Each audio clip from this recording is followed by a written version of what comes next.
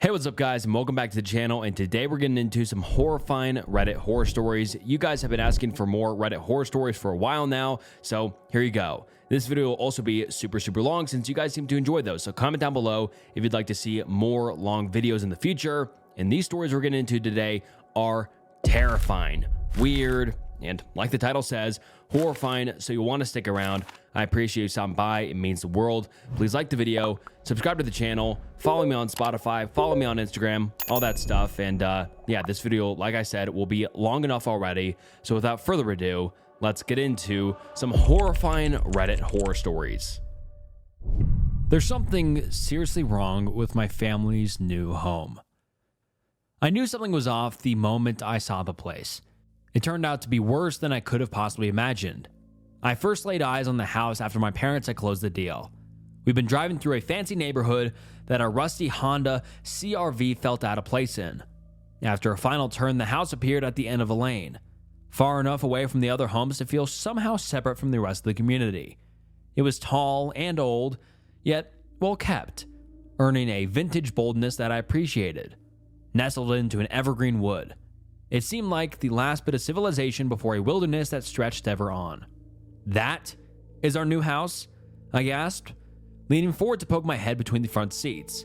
Taken by the majesty of it, I paid little mind to the locals who stared at us as we passed. My dad chuckled heartily. "It is, Ari." "How?" I was only 17, but old enough to know that we couldn't have afforded such a place. "It was a steal," my mom chirped, glancing at my father. "We got so lucky. It's been how long, dear, that we've been house hunting?" 2 years, my dad sighed. "Well, patience does pay off," my mom went on, gesturing at the house. "Wait long enough and search hard enough and you might just strike gold. Smelly gold, that is," added my dad with another chortle. I nodded absently, gawping at the building. I didn't need any better explanation. I was in no position to complain. That monument at the end of the lane was to be my new home. "I want my own room," exclaimed my younger sister, Lena. My younger brother, Kai, pouted a little at that. She was 8 and he was 4. They'd been sharing a room since Kai was old enough to be away from our parents. "You'll have just that, honey," answered my mom. Lina squealed in excitement, grinning ear to ear. She couldn't have known that she'd soon come to regret this, and never wish to sleep alone again in her life. Things were fine for the first few days, as you'd expect. The interior of the house was as old and proud as its exterior, and twice as spacious as our former place. It was smelly though, as my dad had mentioned. The sour reek that seemed to permeate the place was the main reason we got such a discount, my mom explained. Our dogs, Chiefy and Miss Bear, loved it, even with their extra sensitive nose. They were running up and down the halls, barking all day long, unbothered by the stink. They left plenty of dirt on the floors, drawing complaints from my parents. It was unsettling when the dogs growled at the house come nighttime, but that was easily explained as the old building moaned and creaked plenty when the winds of the wilderness pushed against it. The doggos would need a week to adjust. That was all. The first thing that really rubbed me wrong was the way Kai was talking to himself in his room. My brother and sister were in their bedrooms on either side of my own, and it was easy enough to hear them through the old woodwork. Lina was singing along to the K-pop Demon Hunter soundtrack on one side. That was nothing new. But on the other side, my typically quiet little brother was mumbling, and I couldn't hear anyone else with him. I didn't think much of it at first, but this behavior continued, and he'd even be talking to himself around the house. My mom was the one to confront him about it. "Hi, sweetie. What are you saying? Are you talking to yourself?" Kai looked up at her, confused. "No, Mommy. I'm talking to my friend." "Oh, creepy," I thought, smirking a little. My mother shot a strange glance at my dad, one that meant more than I could have known, then turned back to Kai. "Well, who's your friend, Kai?" He shrugged, eyes fixed on the toy blocks he was stacking on the carpet. "I don't know." My parents whispered to one another for a while after this, deliberating, and seemed to ultimately decide that it was okay for a boy of 4 to have an imaginary friend. Fair enough, I supposed, and we carried on. A week passed, then 2, and still the dogs would not settle when it came to the house's creaking. They would growl and even bark far too often throughout the night. What really got to me was the time Miss Bear was sleeping at the foot of my bed and started growling, seemingly at nothing. I couldn't hear any creaking. It wasn't a windy night, but she was growling at the wall of my room, the one shared with Kai. Enough, I hissed. Miss Bear looked at me for a moment, then back at the wall, and let out a sharp bark. I opened my mouth to protest, but abruptly she yelped, backing away, tail between her legs. Her sudden fear shot my own feeling of, ew, creepy, right up to, oh fuck, oh god, oh hell no. What is it, girl? I whispered. Miss Bear hackles were raised, her tail still between her legs. She maintained a low growl, then all at once, she shot out of my room, veering towards Kai's door. I jumped out of bed and followed her into my brother's room. Kai was awake. He was sitting on his bed, facing our shared wall. It's okay, he said to her dog. It was just my friend. I looked from Kai to the dogs. Chiefy had come as well to see what the fuss was about, then threw my hands up and left. It was okay for a boy of 4 to have an imaginary friend, right? The next day, on a whim, I took a closer look at the wall my brother and I shared. I swung the curtains open to let in the daylight, then ran my hand over the wooden planks and the ivory paint that covered them. I couldn't sense anything off. There were a couple of paintings hanging on the wall, a dresser pushed up against it, and an air intake vent at its base. Unsatisfied, I decided to lay my shoulder into the dresser and push it away from the wall. The cool draft from the air vent caused goosebumps to break out on my legs as I peered behind the dresser. It was subtle, but at the bottom of the wall, just above the baseboards, there was a stain. It was old and brown, but might have once been red. The stain ran down the walls in revolts, as if a thick liquid had splattered there and dribbled down. Scrunching my nose in disgust, I took a quick sniff. The same sourness that the house was notorious for filled my nostrils, but nothing else.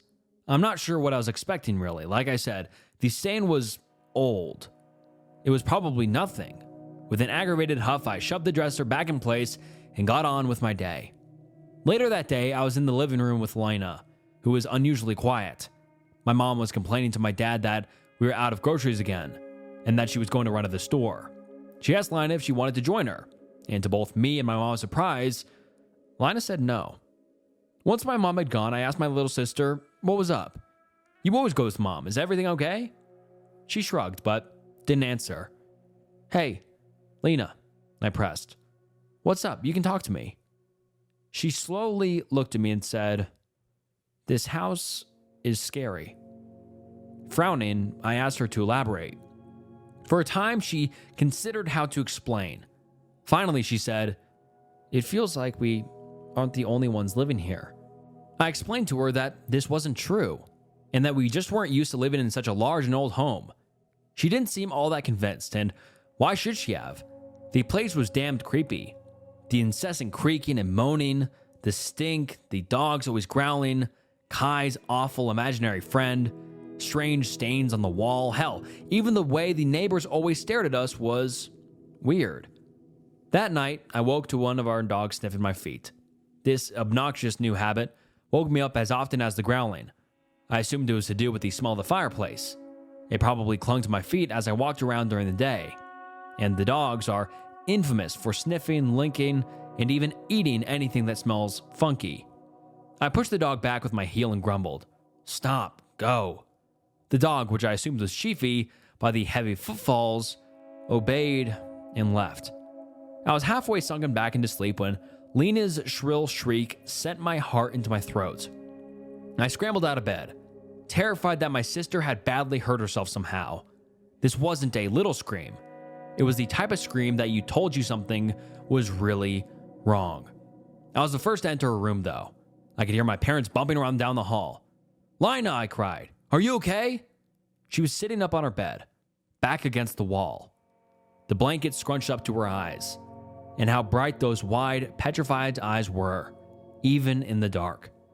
Lina whimpered something unintelligible. I stepped closer, noticing that she wasn't really looking at me, but beyond me, at the corner of her room. She whispered, someone's behind you.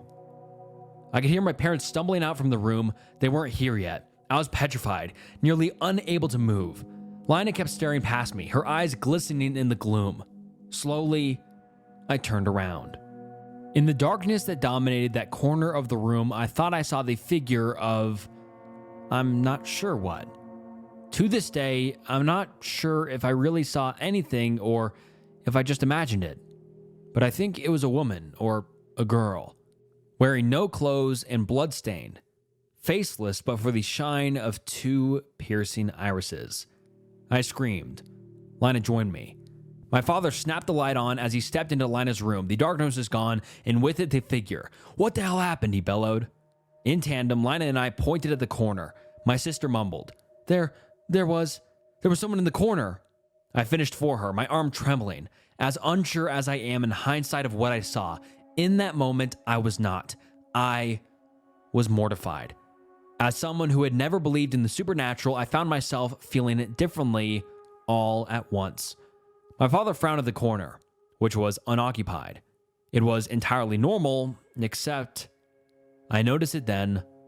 Old stains similar to those behind my dresser, low on the wall.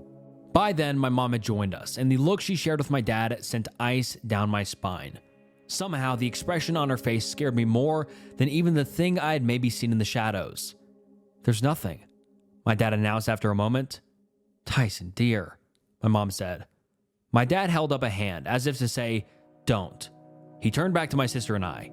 "Girls, it's normal to get spooked in a new house like this. Happens to your mother and me, too. But don't let it get to you. You hear? It's just an old house. It'll take some getting used to." He gestured at the dogs, who had hurried in at some point amid the confusion. "Even these two get spooked here and there. It's normal." We spoke a little longer, until Lina and I had calmed down a little, then decided to go back to bed. Lina asked if she could sleep in my room. I said yes, more for myself than for her. She joined me on my bed and quickly drifted off, assured by her big sister's presence. I lay there for a while, wondering how it was that Kai hadn't woken from the earlier screaming.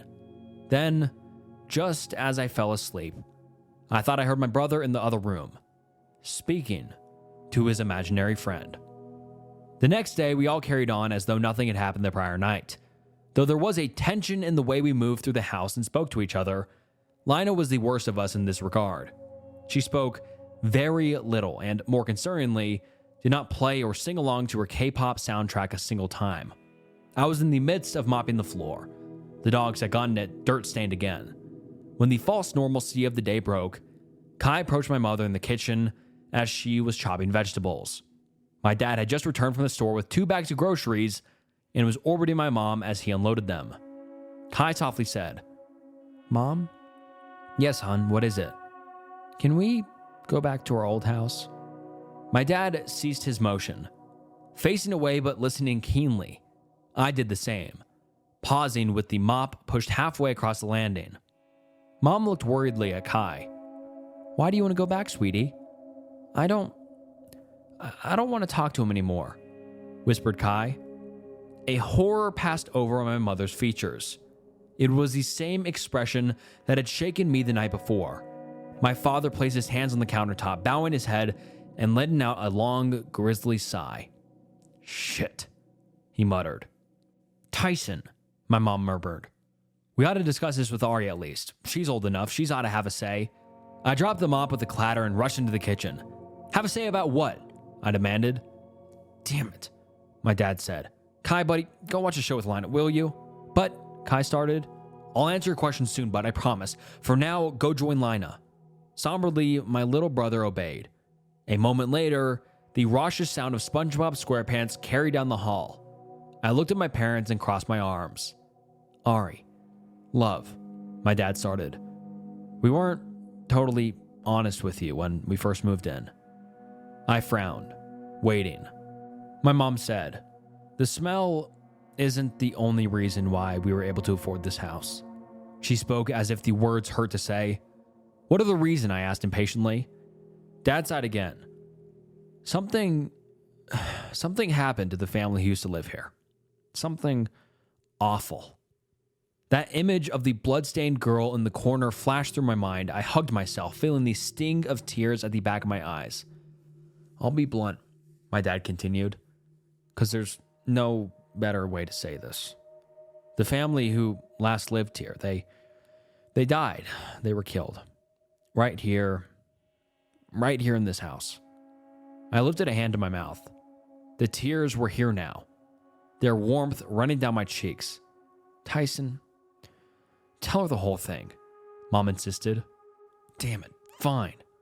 My dad looked me square in the eyes. The father of that family, he was the one who killed him.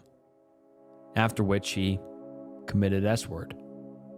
I sank into one of the dining chairs, shaking. I thought of the brown stains on the wall, how they looked like they had been once crimson. And you bought this house anyway, I cried. It was a once-in-a-lifetime opportunity, dear, my mother said. Then she added, though perhaps it was a mistake. No, rebuked my father. There's nothing wrong with this house. It's a little creepy, a little creaky, but that's it. Living here is still a once-in-a-lifetime opportunity. And that was the end of it. For the moment, at least, my dad refused to entertain the notion that our wonderful new home was haunted, and honestly, I wasn't quite there yet myself.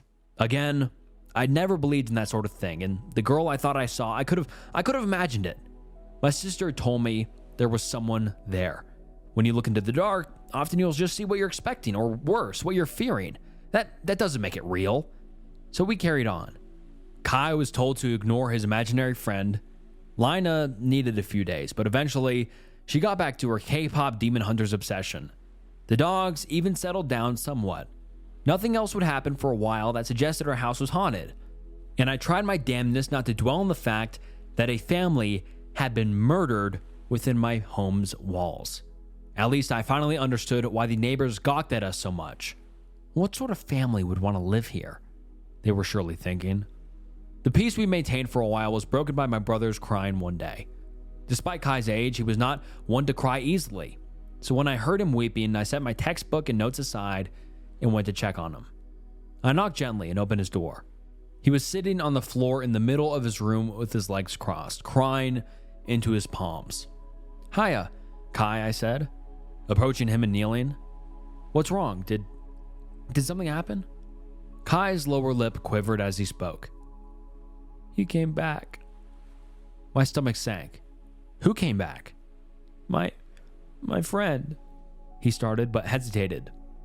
The scary man. I thought he was your friend, I asked, as confused as I was frightened.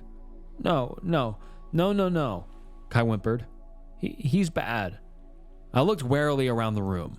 Swallowing, I asked my brother, where did you see this man? Hand shaking, Kai pointed at our shared wall, and I quivered as I looked at it. It was much like my side. There was a small desk pushed up against the surface of wooden planks painted ivory white. A couple paintings hung onto it, and an air vent was built into its base. There was no brown staining that I could see here, though, mercifully. I sighed as I hugged my little brother. It'll be okay, I fumbled. Unsurprisingly, Kai did not seem assured. I tried again. Hey, do you want to sleep with me tonight? His eyes lit up. Really? Yes, really, I answered with a smile.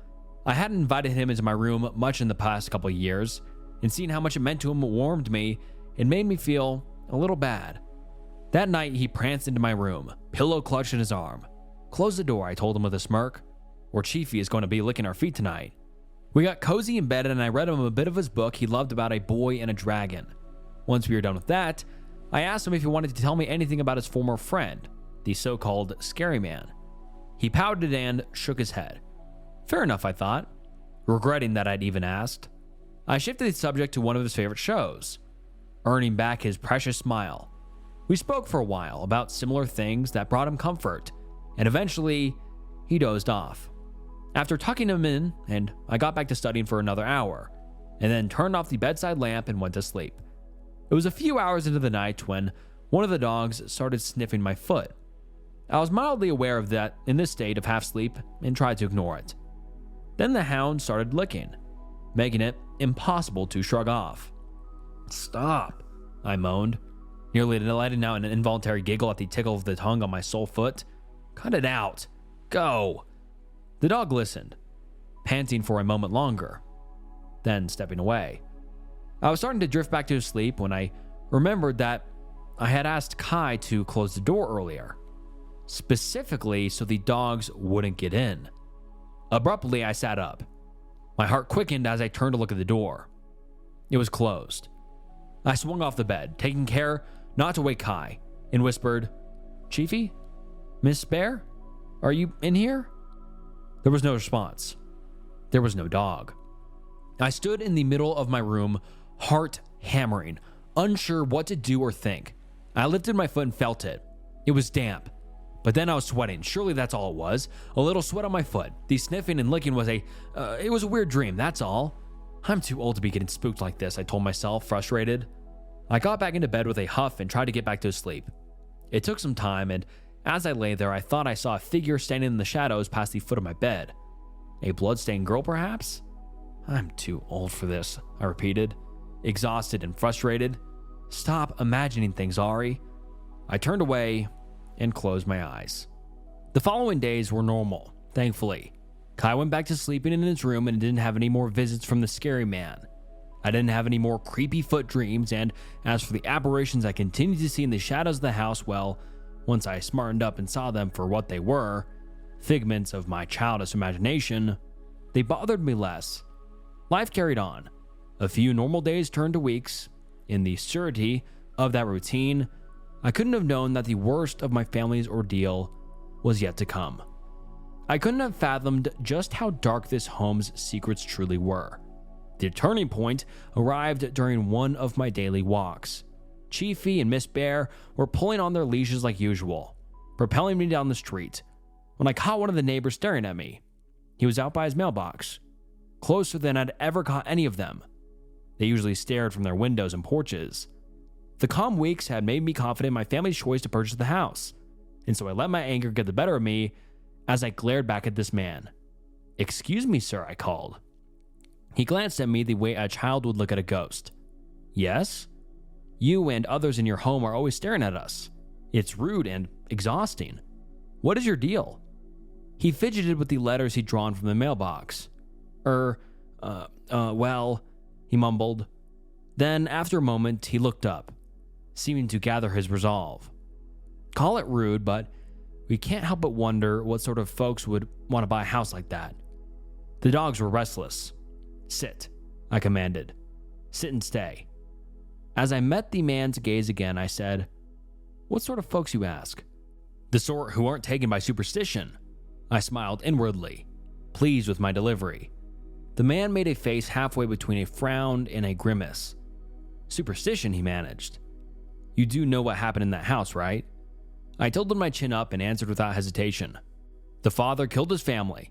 Horrible, no doubt about it, but not any reason to pass up on a once-in-a-lifetime deal, unless you're superstitious, that is." "The father?" whispered the man. His eyes widened and he looked over my shoulder at the house. "What?" I demanded. "You don't know?" he said under his breath, his worried gaze falling back onto me. "I don't know what?" Chiefy pushed his head into my leg. Miss Bear whined a little. The man explained. "There was a lot of confusion when that horrible thing happened to the family who lived there. The official reports claimed the whole family had died because that was the convenient conclusion for the investigators, but that was only a rotten bit of negligence and cowardice." He swallowed. "The truth is that the wife and the 2 children were butchered, and the father was never found." Thoughts laced in fear raced through my mind. My dogs continued to whine.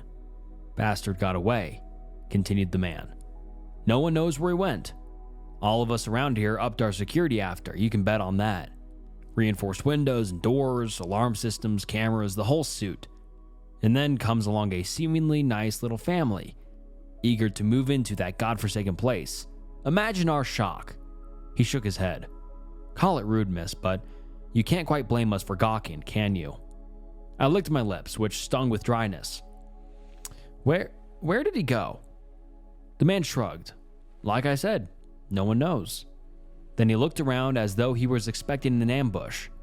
Leaning closer, he whispered, "Sometimes, though, our cameras catch footage of what looks like a ragged man ambling around the shrouded dark of the neighborhood. You've shown this to the police, I asked. Of course, we've done all we can to get the investigation reopened. It was a terrible thing those investigators did, but all our efforts fell on deaf ears. I glanced over my shoulder at the house. My parents had gone out for groceries again. Kai and Lina were home alone. I have to go, I cried and started running back home. Was the man lying? Were my parents the ones lying? I tried to make sense of it as I ran back, and slowly, in the depths of my intuition, a suspicion began to form. I burst through the front door, calling out for my siblings. They appeared a moment later, confused and a little scared. Stay with me, I told them. Stay close. I led them up to Kai's room and asked him to show me where the scary man had been. As he lifted his arm to point, nausea swept over me. He wasn't pointing at the wall. He was pointing at the vent. I should have called the police right then and taken my siblings over to the neighbor's place, but a delirious need to know took hold of me without me having much say in it. I lurched towards the vent and grabbed it by the sides. I pushed and pulled. It didn't budge. I pushed harder. Suddenly, a groan passed through the wall and the vent gave way. No, not only the vent, a square section of the wall went inward, about 3 feet wide and tall, with the vent at its base. Cobwebs and dust puffed out. What I thought was a solid wall separating my room and my brother's turned out to be a gap wide enough for someone to squeeze through. A sour reek wafted from the place. Stay here, I told my siblings, and in my delirium, I crawled through the opening. Lina and Kai protested, but I waved them off. I shimmied along the space until I was behind the vent leading into my own room. I pushed hard, and as I expected, the wall gave way. Another crudely cut square opened to my room. Peering out from there, the first thing I saw was the foot of my bed, and I imagined my feet poking out from the edge as I slept. A sighing sound carried from the far end of the crawl space. I froze in place, listening. The sign was mixed with a sort of humming. Huh, it wet. Huh. It grew louder, a slow, rolling noise. Huh. Feeling as though my heart would burst from my chest, I slowly twisted my head. It was awfully dark at the far end of the gap. I squinted into the shadows until I could make out a solid vertical line in the dark, the end of the wall. A corner where the crawl space turned and continued out of view. The sound became more excited. Huh. I leaned forward a bit, just a bit, narrowing my eyes, trying to make sense of what I saw. Half a face, peeking out from the corner.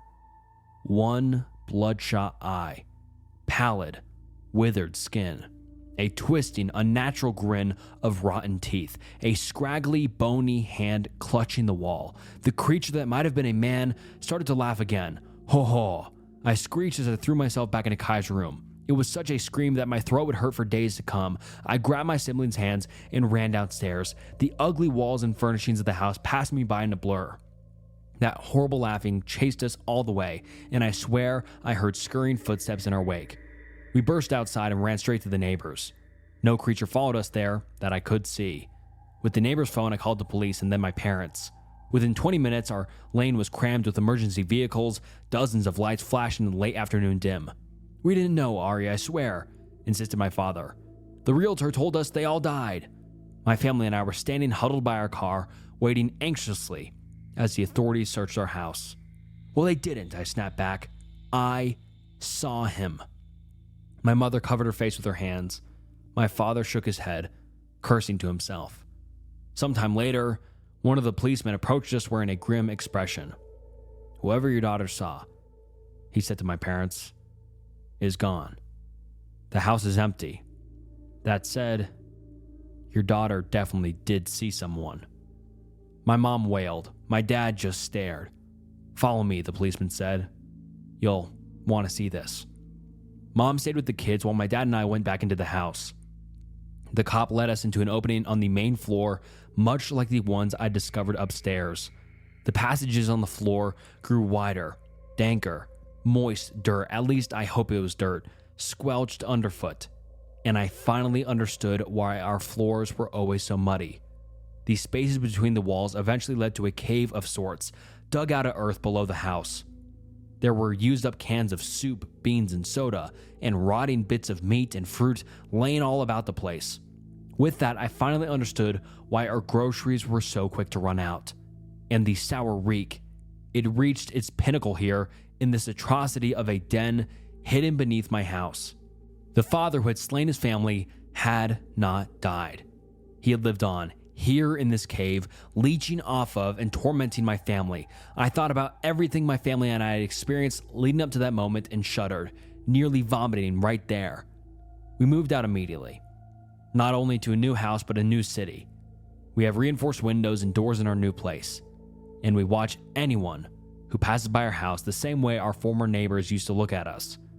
But it's not enough, because the man who had haunted us was never found. He is still on the loose today.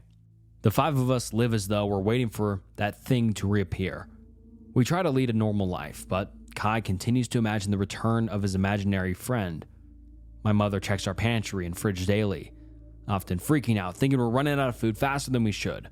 My dad loses it anytime he spots even a bit of dirt on the floor, and I wake up in the middle of the night at least 3 times a week with that awful sense that something has been licking my feet. My roommate is too normal, and he's scaring me. It's hard to know where to begin with something like this. Start at the beginning. Well, yeah, no shit, that's obvious. But how do you know where the beginning is?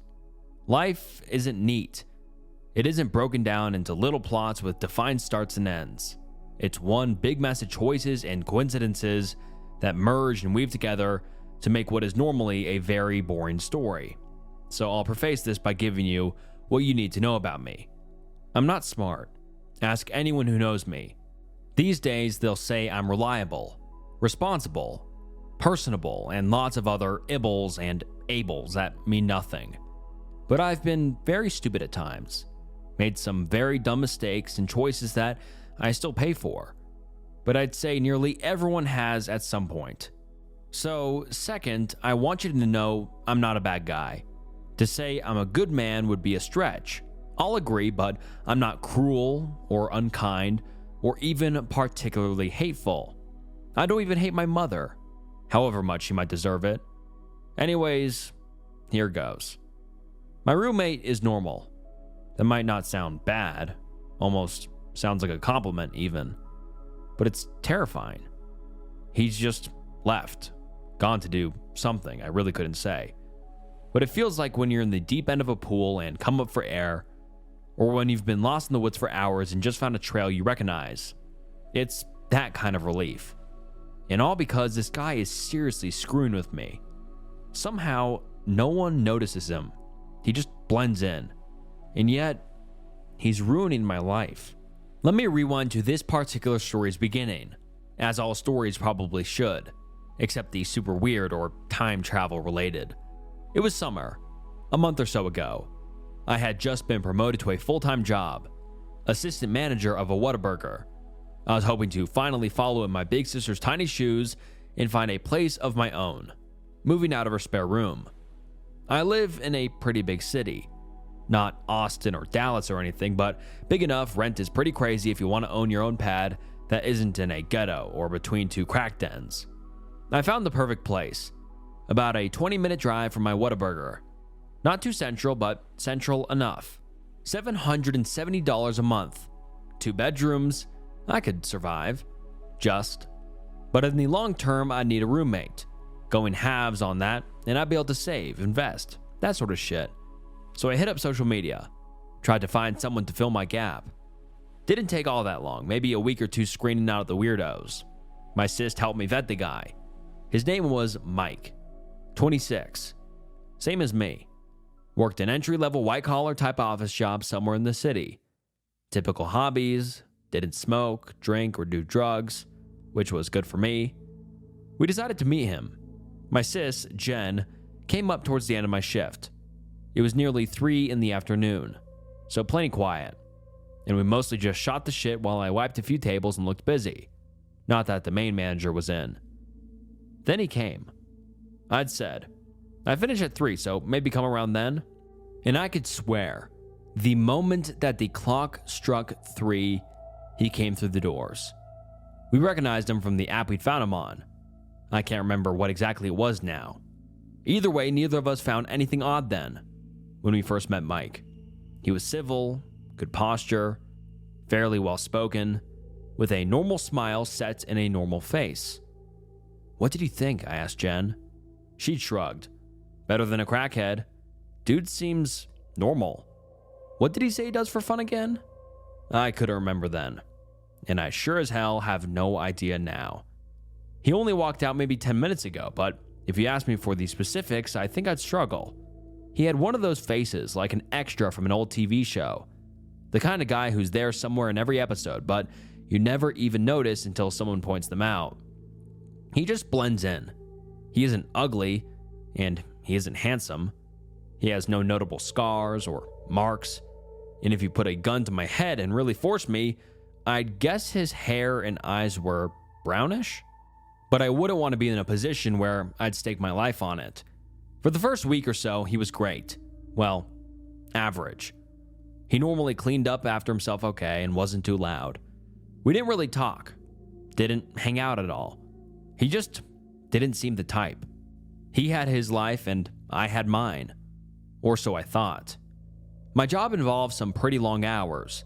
The head manager of my restaurant is also the franchisee, Mr. Dixon, or Dick, as we all call him. He takes what he calls a hands-off approach. That means he's basically never in, and I'm stuck doing almost everything. Some days I work as long as 12 hours. I don't mind though. Keeps my mind off things, and the overtime pay is pretty sweet. Most mornings, Dick will stick his head and its many chins in the door and say, "Something's come up. I gotta go downtown. You got this, champ?" "Sure," I'll say. Good man. Keep this up and you'll go far." And that'll be the last I see of him. Sometimes he might turn up at close, grab a Diet Dr. Pepper, and sit there sucking at it while we shoot the shit and I sort the kitchen. On a Saturday night, he might occasionally take me to some bar, catch a game or something. He always pays too. I don't mind. I kind of like the responsibility. If you've never worked in fast food, it's pretty tiring physically. You're on your feet all day, keeping track of 100 things at once. As a manager, I should probably be doing more, managing, but invariably, at least one or two of the high schooler stoners we employ won't show, so I have to jump on the grill. It's fine. Makes me tired enough I can just go home and collapse at the end of the day. And don't have to think about anything too hard. If I'm not working on Sunday, I might get out of my battered old Honda Civic and visit my sister. She's got a good job. Receptionist at a fancy golf club about an hour south of town. We don't talk to our parents much. Not anymore. It's always been us against the world. When I was younger, a lot of my friends never really understood how I could be so close to Jen. I heard all sorts of horror stories about siblings fighting constantly, stealing pocket money from each other, spreading each other's secrets all over school, that sort of thing. I never got it. My big sis was always the only person I could rely on. I wish she was here now. Everything changed a couple of days ago. It was a pretty normal Saturday. I left around 7 a.m. and Mike was already up, sat in the living room, eyes fixed on the TV facing away from me. "I'm heading out," I said as I passed through. "I'll be here," he replied, as always. It was just after the lunch rush had been and gone, and I was sitting pretty behind the counter, talking with one of our new hires. The moment the clock struck 3, there Mike was. I don't think I even heard the door open. It was a weird feeling. One moment I'm talking with this kid, he's telling me he's saving for a car, and everything feels normal. Then there was this pressure, this feeling, like the entire world was watching me.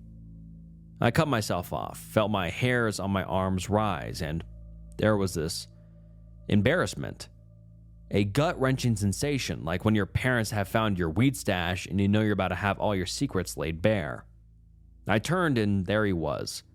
Cargo shorts, white t-shirt, looking for all the world like the most average customer you could have. And he was staring at me hard. So I pushed down that feeling, greeted him as warmly as I could muster, being that he is my roommate, and took his order. He did nothing, and it was the most intense moment of my life. He ordered normally, a double meat meal. The kitchen beeped and employees moved around me. And I was stuck, trapped like a deer in the headlights as my roommate continued to stare at me. A cold sweat ran down my face and my arms, and I blurted out the rest of my lines, telling him to wait by the side. But I'm pretty sure I jumbled it all up. The beeps from the kitchen drowned out everything but the blood rushing in my head. He moved over, though, never taking his eyes off me. I was shaking as I packed up his box, keeping my head down, looking only into the sauce trays under the counter. I couldn't bring myself to ask which he wanted, so I just threw a few of each in. Dick would kill me if he was there. I was feeling dizzy, lightheaded, borderline nauseous as I handed over the box. I didn't want to look. I really didn't, but I couldn't stop myself, and I took a quick glance into his normal face. His eyes burned and scalded my soul. That embarrassment returned 100 times stronger, and those night terrors you have about being naked at school felt like nothing in comparison. It was as if he could see every secret, every part of me being laid out like a dissected animal. My heart beat so loudly in my ears, even the kitchen beeps fell away. And for a second, I felt like I was going to throw up or pass out or something. I'd never felt anything like it. Never felt so known. So judged. Just as I could take no more, he thanked me for his meal, and he left. My shirt was stuck to me. Even with the AC on full blast, I had to run to the bathroom, and I probably sat there for 10 minutes once I was done, just waiting for the shaking to subside. When I came out, I went over to the kid who'd been at the counter with me. Hey, you good, man? He said, giving me an odd look. Yeah, sure, why? He shrugged and made a face. You look kind of rough, dude. You sick?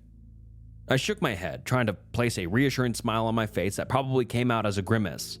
All good, just a little hot in here, don't you think? The employee made a noise that could have meant anything. Anyways, I started. That guy who came in just now, he seemed kind of off to you? Huh? He looked perplexed. Which guy? I tried to recall anything visually that stuck out about him, but it was like trying to find words to describe the taste of water. That guy right now, the cargo shorts, white tee, you're right here with me, man, I said, trying to keep the edge desperation out of my voice. The employee's eyes flicked with recognition. Oh, that guy. Nah, man, he seemed normal. I barely even noticed him. Why? I struggled to find anything to reply with. Dunno. He was almost like too normal, you know? The new hire just looked puzzled. Sure, I guess. I dropped it real quick. It's like I say, my roommate is just normal. It's a weird paradox. He's so normal, no one even seems to notice him, but like, that just makes him too normal. It was that effect he had on me. I'd never seen it before. At home, all he really did when he wasn't in his room was maybe watch TV or eat something. Before now, I don't think he ever really looked my way at all. In fact, now that I think about it, he almost blended in with the beige wallpaper and the gray couch. I couldn't say I'd ever even noticed that before. He was like a lamp or an unused chair that happened to pay half the rent. By the end of my shift, around 10 that night, I was still feeling pretty shaken. In fact, I wasn't feeling like going home. He was always in bed around midnight, so when Dick turned up and hit me with that, "Coming to the bar, sport?" I said sure.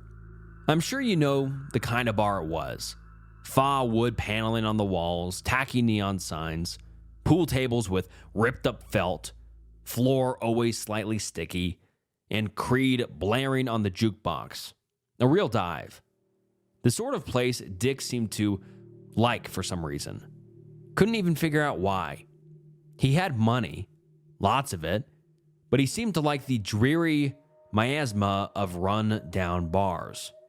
Dick was spilling over his stool, gulping at his bud, and I was nursing mine over the bar. "So anyways," he goes on, "I always wonder how you manage to stay thin. I mean, shit, you build like a crackhead." That elicited an ironic smile from me. Just jeans, I guess, man. That got a chuckle out the big man. Well, shit, I don't remember the last time I fit in a pair of jeans. I laughed along with him. But today's encounter was eating at me. And a few beers had done a lot to loosen me up. Hey, look, Dick, I began, struggling to find what to say. I had a real weird customer today. Kind of freaked me out. Dick's glazed expression snapped serious. Was it that damn tweaker who's always on the 16th of Dallas? I told that fuck he weren't welcome since his last OD in the shitter. No, it wasn't a tweaker. It was this guy. He was like normal. Too normal, you know? No. Can't say I do. I kept pressing, though what answer I wanted I didn't know. He looked normal as hell, but he stared at me. It was super intense, like he could see into my fucking soul. But Dick's eyes were glazing over as he sank what was left of his beer. Heh, I remember when the ladies gave me that kind of look. Maybe he had a little crush on you. And he started giggling. I came back to my senses a few hours later, maybe 2 a.m. I was staggering back towards the apartment. I say that, I was still drunk. Just this part I can remember. I assume I'd shared Dick's Uber, and was only about a block away from the apartment. The world was spinning, and I was trying to keep upright whilst shuffling in vaguely the right direction. I don't drink much anymore. Not more than 2 beers usually, but today had shaken me. And I'd pounced on that warm feeling that booze gives you. Like everything's gonna be fine, and damn whatever comes tomorrow. Tomorrow hit me as hard as I rounded the corner. 1 minute, I was in the reassuring embrace of a drunken stupor. Then I was standing stone cold sober, looking at the unsuspecting 2-story building that was my home. It was cold, I realized, despite my jacket. Yet the sweat came anyway. There was some sense, something prehistoric, primordial. I knew I was prey, being stalked, watched by the ultimate predator. And I knew there was nothing I could do in the face of such overwhelming power. He was watching me. My roommate. He was standing at the window. Had been standing there maybe for hours. I couldn't see him. Not from this far. But I felt it with utter certainty. The adrenaline was flowing. I could feel my heart banging in my chest, and I took a step forward and another. I was drawn in. What the hell else could I do? It was 2 a.m. and that was my home. Slowly, I kept moving forward. Every atom of my being, the sole focus of that presence I felt watching me. There was that small, logical voice in my mind. I'm surprised it was still there. Thought it had died off long ago. Absent as logic was from nearly all my prior decisions. But still, a part of me said there was nothing to fear. It's just a guy. A normal, mortal man with a weird stare. Now, as I said, I've been pretty stupid in the past. I know what it's like to drive yourself into paranoia. Some part of me wondered as I staggered down the street if I was just freaking out. If maybe I'd had something other than a beer and shots, if I was high. But I knew I wasn't. And I know I was right to be afraid. I didn't look up at the second floor window when I approached. I didn't want him to know I was scared. But I could feel his gaze beating down on like the summer sun. Could almost feel it singe my flesh. I shuddered. But then I moved around from the side of the building and his presence left me, towards the worn steel stairs. Ascending them, caged by solid steel that rang underfoot, I felt safer. Next came the door. A plain white door marked with a 3B in plain black. I stood there, the automatic light throwing a sulphurish orange glow around me, and in the middle of the door, beneath the plain glossy number, was the peephole. I couldn't tell you how long I stood, poised with the key, looking into the beady little hole. It must have been 2 minutes. Might have been 2 hours. In some way, it was worse than the certainty of knowing he was watching. Maybe he was on the other side, watching my warped form, or maybe he was already asleep. Standing there, adrenaline leaching from my system, probably still way too drunk, I made the decision, unlocked the door, and entered. The apartment was almost as I'd left it in that morning. TV and PS4 were in their place. The fan had been left on. A jumble of wires, chargers, and the router sat on their little end table. Gray couch with miscellaneous stains. Fridge covered in tacky magnets from Jen's trips and old receipts. Everything was normal. Except the window. The window was open. The curtains billowed lethargically in the night's breeze. I stepped up to it, and putting my hands on the sill, I could look out and see exactly where I'd rounded the corner and felt his gaze. I could look and see how I would have been spotlighted by the street lamp. I felt my skin crawl, and I turned to look at my roommate's door. It was closed and hopefully locked. The apartment was still. He either wasn't here anymore or else was asleep. The day was starting to catch up with me, and all the tension and adrenaline had been draining since I came in. I felt unsteady as I closed the door, drew the curtains, staggered through to my room, closed and locked the door as gently as I could, pushing the deadbolt home as quietly as I could imagine. Then, I collapsed on the bed. The next morning, I awoke, sticky, reeking, with a miserable pounding in my head and a mouth that tasted like crap. I passed out without turning on my AC, and the hot Texan morning was doing a number on me. I dragged myself from the salt-crusted puddle I'd left, having taken my clothes off some point in the night. A glance at my phone told me it was 11:49, and I had 2% battery left. Shit, I thought. I put the thing on the charge and crawled through to my bedroom. Luckily, both rooms had their own, though I wasn't thinking about my roommate just then. I quickly showered, rinsing away the grime of the stifling night and pissing while I was in there. A quick brush of the teeth and I felt somewhat more normal. Clothes on, I closed my hands around my door handle, determined to make some coffee and start my morning, when yesterday hit me. In a flash, the encounter at the Whataburger and him watching me stagger home. In an instant, I felt scared again. Scared and angry. What the hell was I so afraid of? In the cold light of day, with an aggressive hangover and things to do, it seemed silly to be terrified of my own damn roommate. I unlocked the door with viciousness and grabbed my keys and wallet. As I stepped out, I was greeted with blaring laughter from the TV. Mike was there, facing away, ostensibly watching an old repeat of The Big Bang Theory. His back was straight, unnaturally so. He sat stiff and immobile. Some character quipped and the laugh track erupted, but my roommate wasn't laughing. He was statue-like, my roommate, unflinching at the laughter on the TV, sitting still as a taxidermy, not looking back at me. I could barely bring myself to speak. "Hey," I got out. "Yes," he said. And for the first time, it struck me how flat his voice was. Not even emotionless, but flat. As if someone had taken a recording and screwed with the levels and balancing and left a voice devoid of anything. My mouth moved and no sound came out. Some big punchline went off on the TV, and the laugh track howled and shrieked, and my roommate didn't move or make a sound.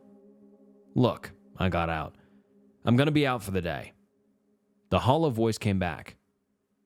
"I'll be here." That was what he always said, and for the first time it registered in my brain, not as a friendly affirmative, but as a threat. I all but ran out of the apartment.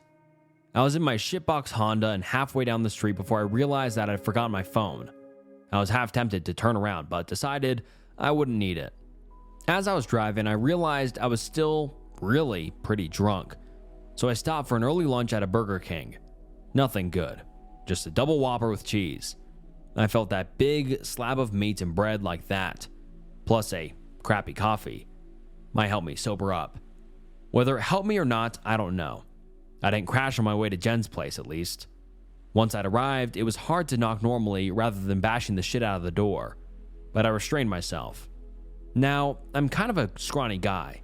Tall but thin. Built, as Dick said. Like a crackhead. My sister is quite the opposite. Short, a bit chunky, and covered in tattoos.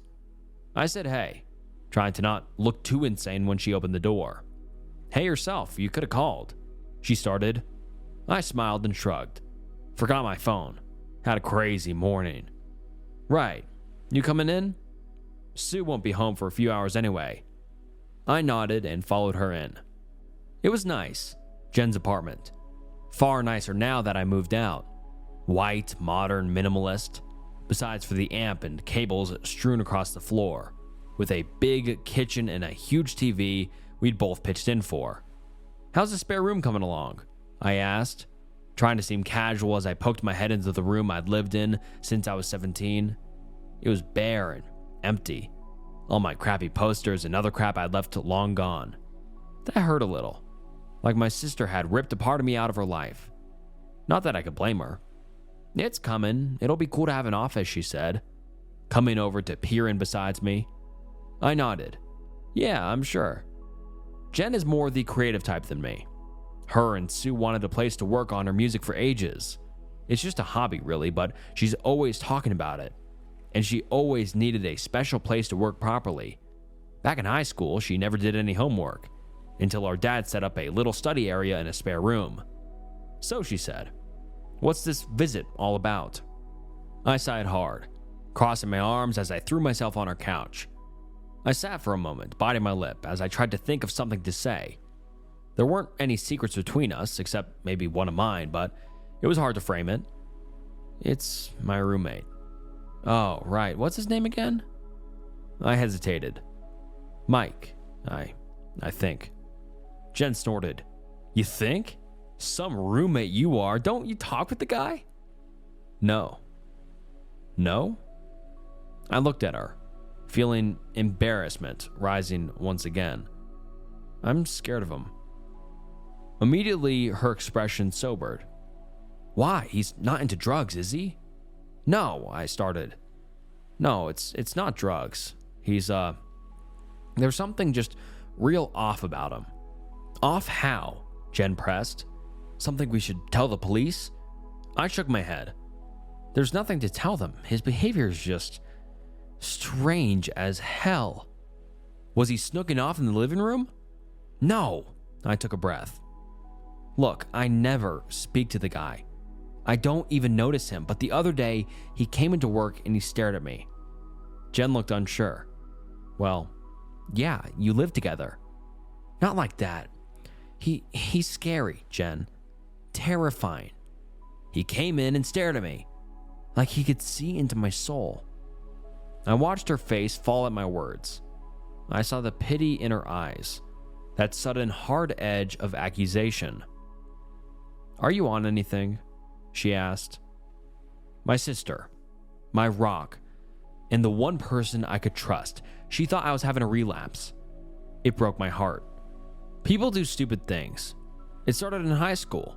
My girlfriend at the time, she got into it through her older brother's friend, and I wanted her to think I was cool. Stupid shit. I won't get into it here. I've been clean for 5 years. Now, all thanks to Jen. But her reaction made it all come back. I talked longer. I explained as well as I could, told her about last night, about this morning.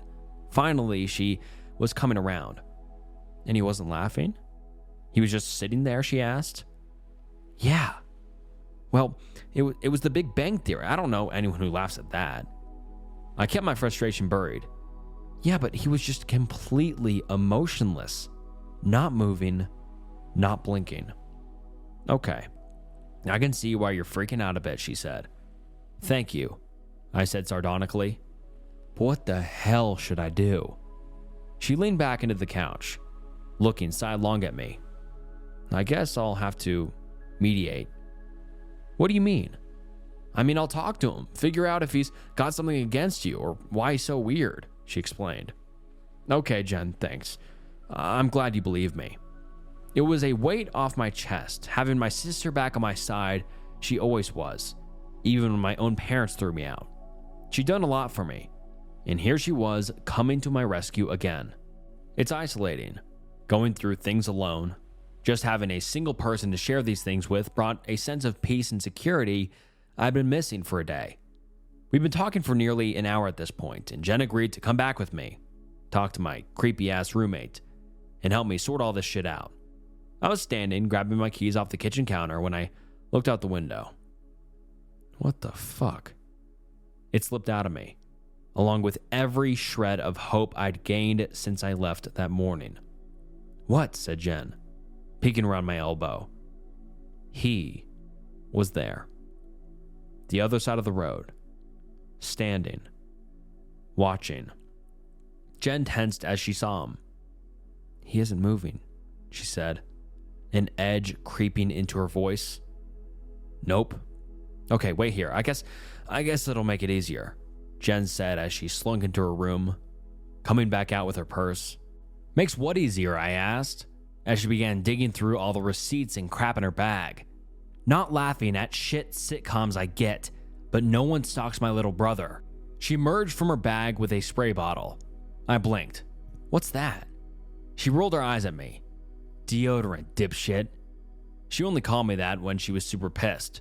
What do you think? It's fucking Mace. You're right. This guy's a fucking creep. Following you out here, and now he knows where I live too? She gave me a look as she strode to the door. I'm sorry I ever doubted you, bro, she said. In that instant, a flicker of my old hope returned. At least I could always count on my sister. She stormed out the door in a fury, pepper spray in hand, shoulders set. She might be short, but she could be terrifying in her own way at times. My roommate, however, didn't move. He just stood, rooted to the sidewalk, in front of the apartment block opposite, and he was still staring at me, not noticing 411 of protective older sibling marching towards him. She was right on him when he turned. It was slow. She was shouting, bringing up the spray can. When Mike began to speak, he turned and looked at Jen, and her shoulders fell. I couldn't hear them, not from in here. I had no idea what they were saying, but Jen seemed to fall inwards on herself. Together, she and my roommate turned, facing me. Mike kept speaking, and Jen looked down at her feet. He put a hand on her shoulder, almost reassuring. She dropped the can, and my gut dropped with it. I have no idea what happened, what he said, but next thing I knew, Jen was coming back over. Mace picked back up. At the door, she stopped, and I saw the tears on her cheeks. Her voice wobbled. Get out. I couldn't understand. What's wrong with him? Is he gonna let... Jen points the pepper spray in my face. Get the fuck out. Never talk to me again or I'll call the fucking police. My mind raced and I felt sick as she slammed the door on me. With nothing else to do, I looked about the street, but my roommate was gone. I was shaking, probably in shock as I walked back to my car. I was breathing hard. I didn't even know I was driving until I pulled into my parking spot, just as the sun was going down in a big splash of orange. What the hell did he tell Jen? What could he have told her? And why the fuck would Jen believe my weird roommate? I couldn't make sense of any of it. I shut my eyes and pounded on my dashboard, probably making the cracks in it worse. But I didn't care. I tried to tell myself that it was an act, that Jen was doing something to get rid of Mike. I just needed to trust her. But part of me knew there are mistakes I've made, ones I've only told Jen about, sure, and also one I've never told anyone. If my roommate somehow knew it, if that's what he told Jen, I could see that leading to a reaction. But I couldn't see how he could know, or why she'd ever believe him. I looked up at my apartment. He might have already been back. Probably was. But I needed my phone at least. I figured that I might as well take all my crap, leave town for a few days until this is all sorted out. I think I could sort shit out with Dick, not lose my job. Besides, I was going to have to deal with Mike. I came up. He was there, standing in the kitchen, with his back to me. It was like being in a room with a temperamental nuclear bomb. I felt so tense. I don't know if I was trying to speak, that'd be pathetic, but I kept my breathing shallow and stepped as lightly as I could across my room. If anything, I think he kept turning, kept his back to me. As soon as my door was locked, I grabbed my gym bag and stuffed it full of every piece of clean clothing I could find. Then went toothpaste, toothbrush, deodorant. Then came a knock on my door. I froze, heart smacking my ribs. Then came his voice, still and terrible. "You want to leave?" It wasn't a question. "That wouldn't be a very smart choice," it continued. I wasn't sure what I could have done. No words came to mind. Everything was blank. There was nothing I could do but listen to that still, dispassionate, almost artificial voice. "You should have been honest with Jen. Years ago." I clenched my fist, my teeth, my whole body tightened against my will. "It weighs heavily," the voice stated. "So very heavy." I felt hot, flushed, every muscle tensed as I sat and listened. It's important to talk. There was nothing I wanted more than to be somewhere else, anywhere. I almost considered diving through the window. "It would be best if you confessed." I shut my eyes, willing my roommate to leave, to give me a chance to get to my car. "Then I will go now. I have some things to see to, but I am very willing to listen when you return." The outer door slammed. Suddenly, I jumped, almost cried out, as all the tension suddenly bled away. I have no idea what the fuck he was talking about. He's been gone a while now, and I finished packing my stuff. I'm going to leave now, get as far as I can tonight. Then I'll give Dick a call, sort out work. Looks like Jen's blocked me on everything. I guess I might have to go talk to my parents.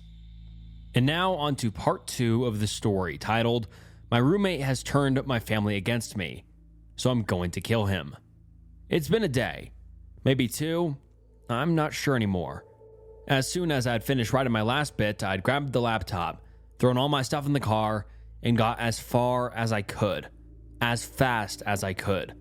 Some of y'all have said I shouldn't fear Mike, my weird roommate, but you weren't there, trapped in my bedroom as he made his demands through the door. You didn't see him destroy my closest relationship in a few choice words. He's a monster, and he's trying to destroy me.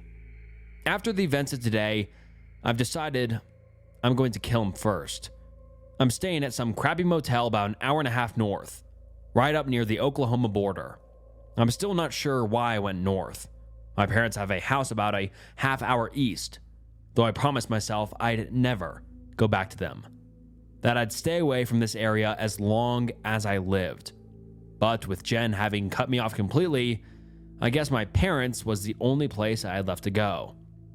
The conversation with Dick had gone smoothly, or so I'd thought. I called him that first night, when I stopped. "Hey, Dick." "Hey there, sport. Better not be calling out sick for tomorrow. It's looking like we might have a no-show." "Look, man, I'm really sorry, but I'm dealing with some heavy personal stuff at the moment, you know?" Dick's voice returned after a distant grumbling. "Well, champ, that ain't exactly being a team player, is it? It's about trust. If I can't trust..." I cut him off. "Look, Dick." My mind raced looking for an excuse. "I don't want to do this, but it's my roommate. He's deep into some serious shit. A drug dealer or something. He's tried to kill me. I already called the cops, but I need to lie low for a few days." I paused as I cast my mind about. "You say it's about trust? Well, I trust you, Dick. You can't tell anyone where I am or that I called you. Just give me a few days and keep quiet, and I'll have this all sorted out. I swear, man." Silence for nearly a minute. "Well, goddamn, sport." There was a surprise in his voice, but no doubt. At least through the phone. "Look, man, I knew you had a rough past when I hired you." "I know, man, but I'm out of that life. I haven't done anything wrong. This new roommate has brought it all back down on me. All I want is to work hard, be successful like you, Dick." The lie came with sickening ease. There was a supportive edge to Dick's voice, almost a pride. "You've come a long way. I dare say you're about the best assistant manager I've had. You deal with your thing. I'll keep shit locked down here." I sighed in relief, some shred of pressure finally letting me go. At least I'd have a job to go back to when I sorted out this nightmare. "Thanks, Dick. That really means a lot, man. I won't let you down." "Anytime, son," he said. "And thanks for choosing Whataburger." And that was the end of that. By this point, it was nearly 10 at night. Luckily, there was a crummy diner still open, just a few minutes walk down from the motel. The land was flat and barren under the black shroud of the night, interspaced with the sickly amber glow of humming streetlights. Nothing accompanied me on the walk. Cars passed occasionally, heading through onto places brighter and less lonely, no doubt. A wind howled across the scrub land, and approaching the diner, I turned my head out of the wind and saw that opposite was a little church. A humble place, just a brick building with a peaked roof and a big white cross on the side, lit by some floor lights. It stuck out to me though, as I ducked into the empty diner and settled in a booth with peeling red vinyl on the seats, resting my hands on the sticky tabletop. As I ordered, there was nowhere to look but that church, standing by its lonesome on the wrong side of a nowhere highway in an arid and unwelcoming part of the world. I've never believed. Not really. My parents do, of course, but I was always more influenced by Jen. Her aloofness just made the whole concept seem so childish. Who needs stories and belief when you can just be sensible and life will work out? When I was younger, I'll admit, I wasn't sensible. I made dumb mistakes to impress a girl and I lost her anyway. Gained nothing but a few months in rehab and an end to my formal education. We went to church, our family. I've heard the sermon, sat through Exodus and the Psalms. When I was a kid, looking over to my big sis, arms folded and a smirk on her face. It was reassuring. It made the good book seem like nothing but a scary story to get little boys and girls to obey their parents and their preachers. Now I wonder, all that stupidity I did, those regrets I have, that secret. The chicken tenders arrived lukewarm and underseasoned, dry as the arid waste around the diner. I choked them down with a Diet Coke, as I choked down my fears with cold reason. If there's someone up there judging me, then that's his business and it's for later. Maybe not much later. I couldn't help but look back across the church, and there he was, still as the grave, standing at the bottom of the cross like Longinus himself, my roommate. He was watching me, and it almost made me itch. The Honda was parked at the motel, basically next door, just a few seconds sprint. It might as well have been on the moon. I dropped a few crumpled notes on the table and bolted for the door. If there had been anyone at the counter, they might as well have been invisible. So focused was my vision. Even across the street, I could feel it. How our gaze was locked. To describe his eyes as unnatural would be an understatement, like describing the fires of damnation as uncomfortably warm. He could see me, and with his scene of the body came the scene of the soul. I felt exposed, like a hare in an empty field with eagles above. My legs were carrying me backwards towards the motel, and he was just standing, gray hoodie and cargo pants. Most normal fellow you've ever seen, except those piercing eyes. My calves touched something behind me, and I was free, the connection broken. I was in the parking lot of the motel, backed up against the bumper of my trusty, rusty Civic. And right then, I felt I would have fallen to my knees and kissed the scuffed spot where its H badge had been stolen. But I was still panicked, hurrying. I instead dove into the driver's seat and slammed it into drive as the 2-liter roared to life. I flicked on the lights, and there he was, at the end of the motel parking lot, just after the speed hump and before the main road. He was looking my way still, eyes fixed on me. I didn't make eye contact. Instead, I focused on his mouth. I couldn't hear it, but I could see it. "Confess," he said, over and over again. He was saying it as I dropped the parking brake, Still, he said it as I shot down the parking lot, barreling towards him.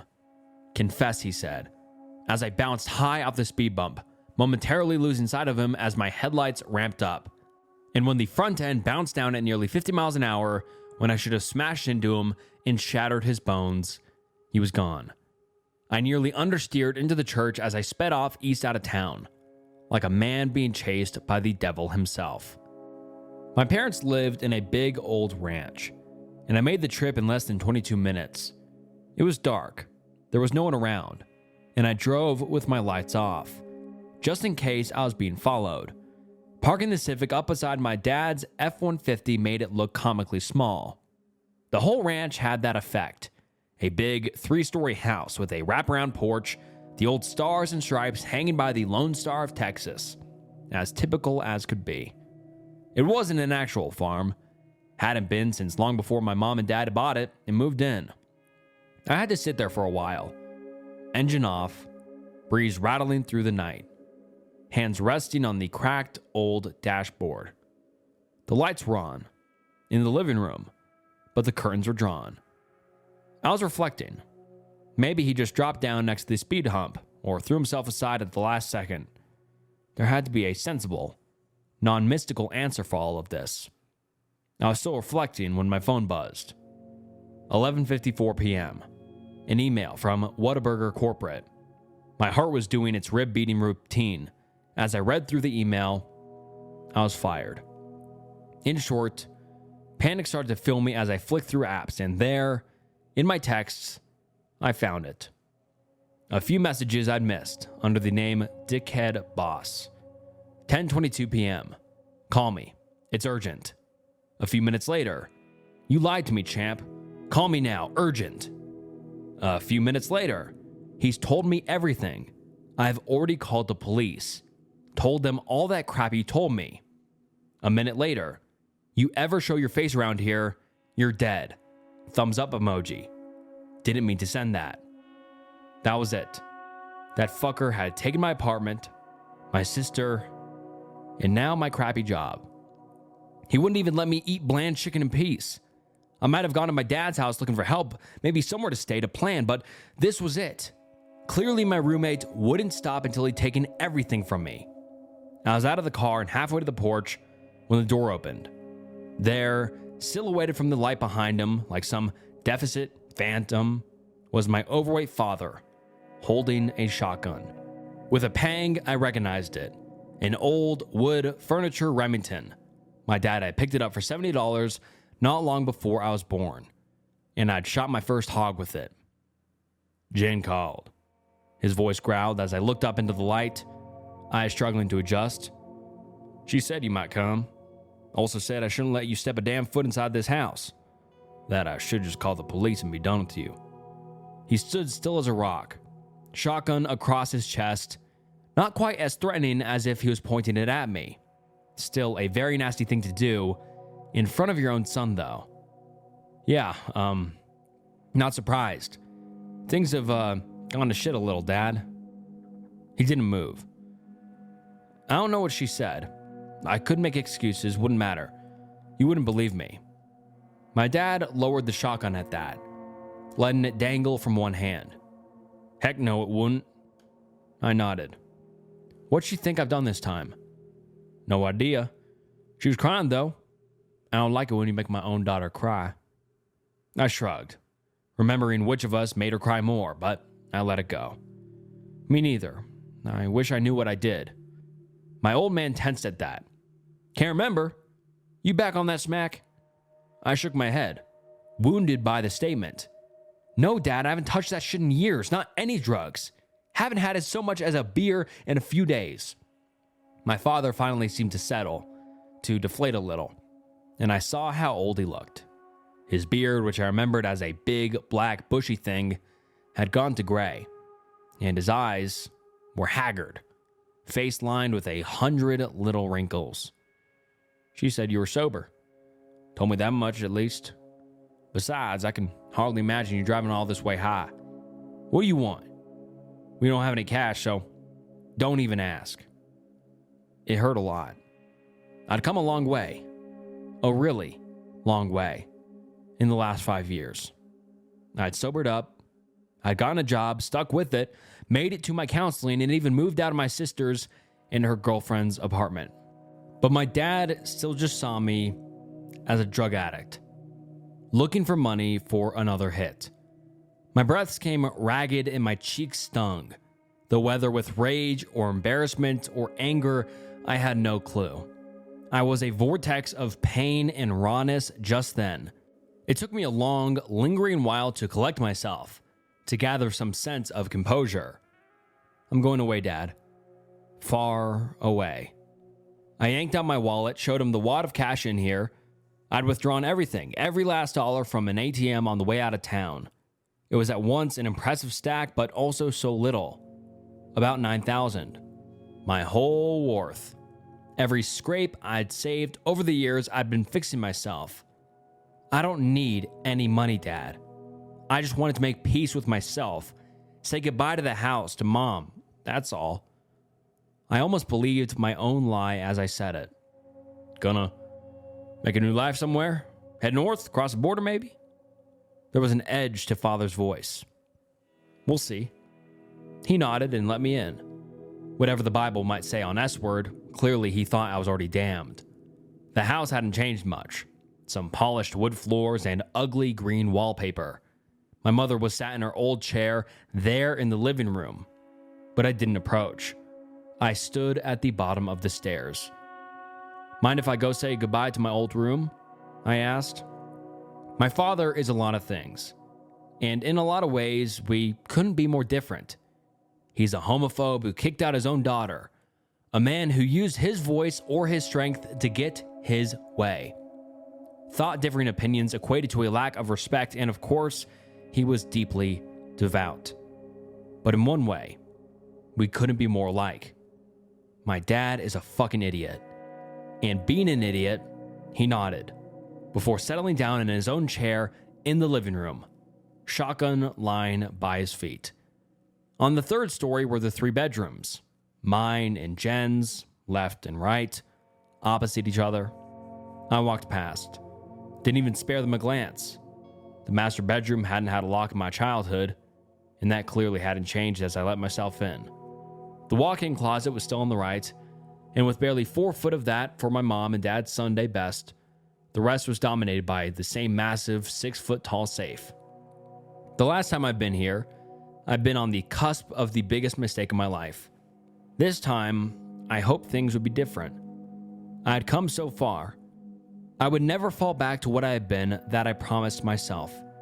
The old digital keypad looked as it had 9 years ago, when I'd left this house, thinking that would be the last time.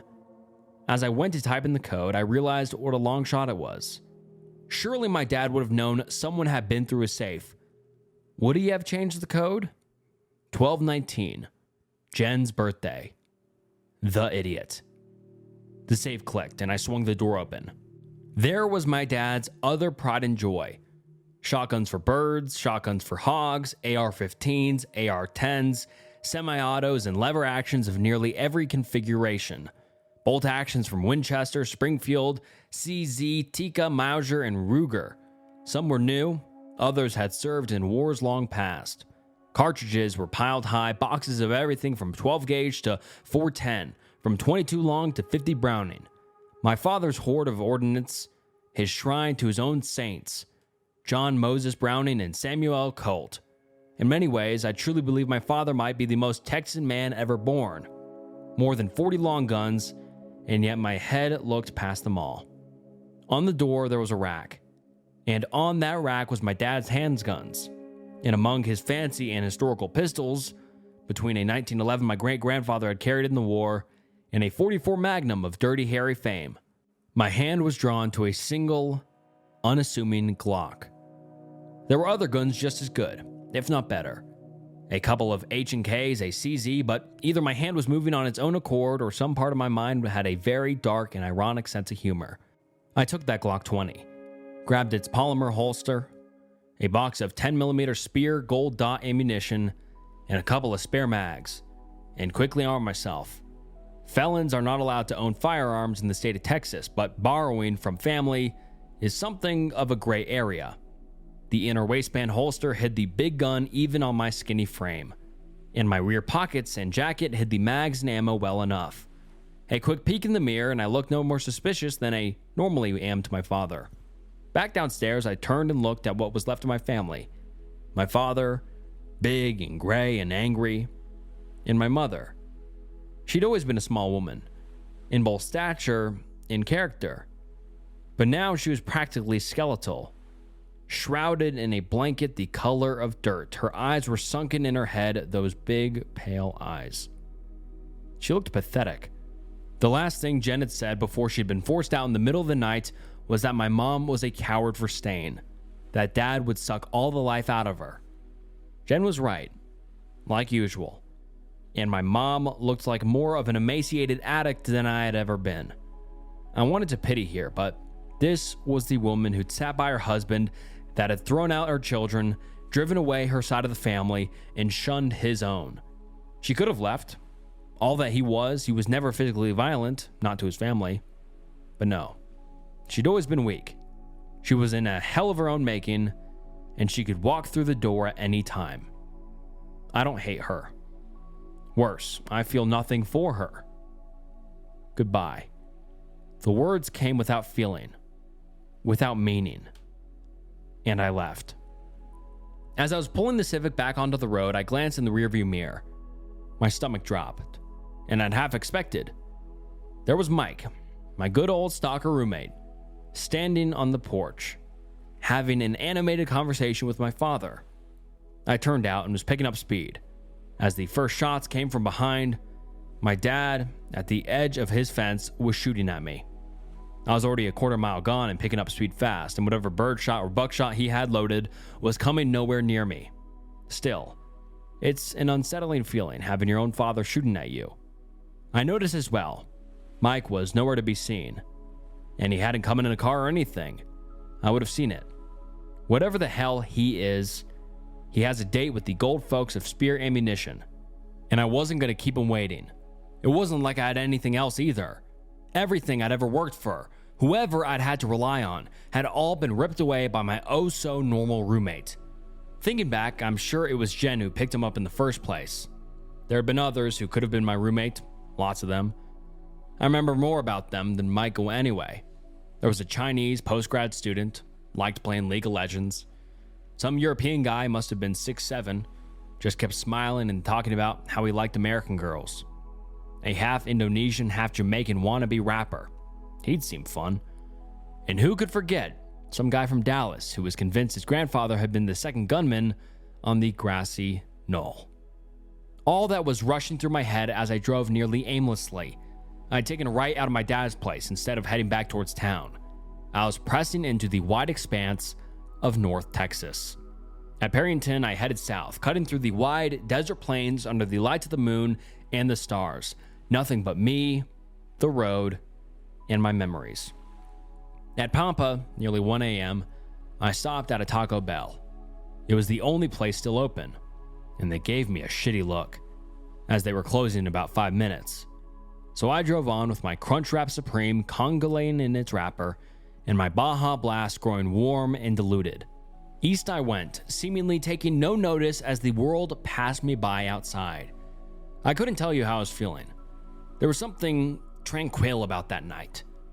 The road stretched on forever, and it felt like I had all the time in the world. And yet, I knew now there would be no escape. Whatever was happening was beyond my ability to control or to understand. Jen gets stressed when that happens. She gets all anxious, starts biting her nails, picking at her hair. I've never really been like that. As I see it, you should only care about things you can control. If it's something bigger than you, war, politics, news, even workplace drama you ain't the center of, why care? Maybe that's what made me so susceptible to drugs back in high school. It was something I could do. At that time in your life when you have no control, no autonomy, no school, or at home, drugs are a conscious decision. It's a way of striking back at the man. And then you're in the gripes of addiction, and your priorities get fucked. Getting high isn't a choice. It's the most important part of your day. School, hygiene, friends, it all comes in a very distant second behind drugs. In the heart of the drugs, the further back those other priorities fell. I stopped. Somewhere over the border. In Oklahoma. Some nameless patch of dirt on the roadside. I ate my crunch wrap and chugged my Baja Blast, and it was the best thing I'd ever eaten. I've thought about this. About what's coming. This morning, either I'm gonna die or Mike is. It's a good feeling, having something that final to look forward to. Every minute out here, under the moon, feels like an hour of bliss. If I don't write anything else, know I'm dead and rotting in some nameless ditch somewhere in Oklahoma. Part 3. And the post is titled, "My Roommate Wants Me to Confess." Well, here it is. And the post reads as follows. A lot's happened. I need to confess. The police are already on their way. So I guess I should start today at its beginning. I slept for a while. The seats in the '03 Civic can recline totally flat and it's not too uncomfortable. Unless you haven't showered in a couple days and have a Safariland holster inside your waistband, digging a Glock into your nuts. Still, I must have caught some sleep because next thing I knew, dawn was streaming in through the windshield. Somewhere in the night on the 152, I passed into Oklahoma. It was strange, but when you cross into another state, it seems like the scenery always changes, don't it?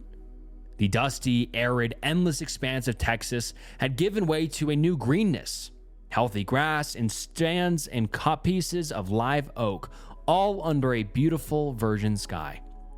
Under the impression I was heading towards my death, I sat for a long while, just taking in that golden majesty that struck the scattered clouds, burnishing them into a silver gleam.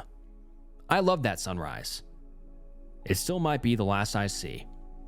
Eventually, I knew I had to go on. It was a long drive. I turned north at a nameless crossroad onto the 283. I stopped in Cheyenne for my last breakfast as a free man. A little diner, can't even remember the name. I was stressed. Crossing state lines as a felon concealed carrying a weapon does that to you. I was tired. The weight of the last few days weighing on my back, heavy as the cross. I had a breakfast burrito and a sweet tea. It was pretty good, considering the state I was in. This part of Oklahoma, the Black Kettle National Grassland, wasn't new to me. I've driven these roads once before. You might wonder why I'm driving away, why I'm not back when I intend to confront Mike. Well, I think he'll meet me where I'm headed. I think he knows the place, and I know he knows what I've done. North, then east from Cheyenne, there's a nameless town just there. Go a little past and an unpaved road cuts north to south. Take it and head north a few miles. And there it was. The whole grassland is a tangle of brush, thickets of trees, and a few hills breaking sight lines.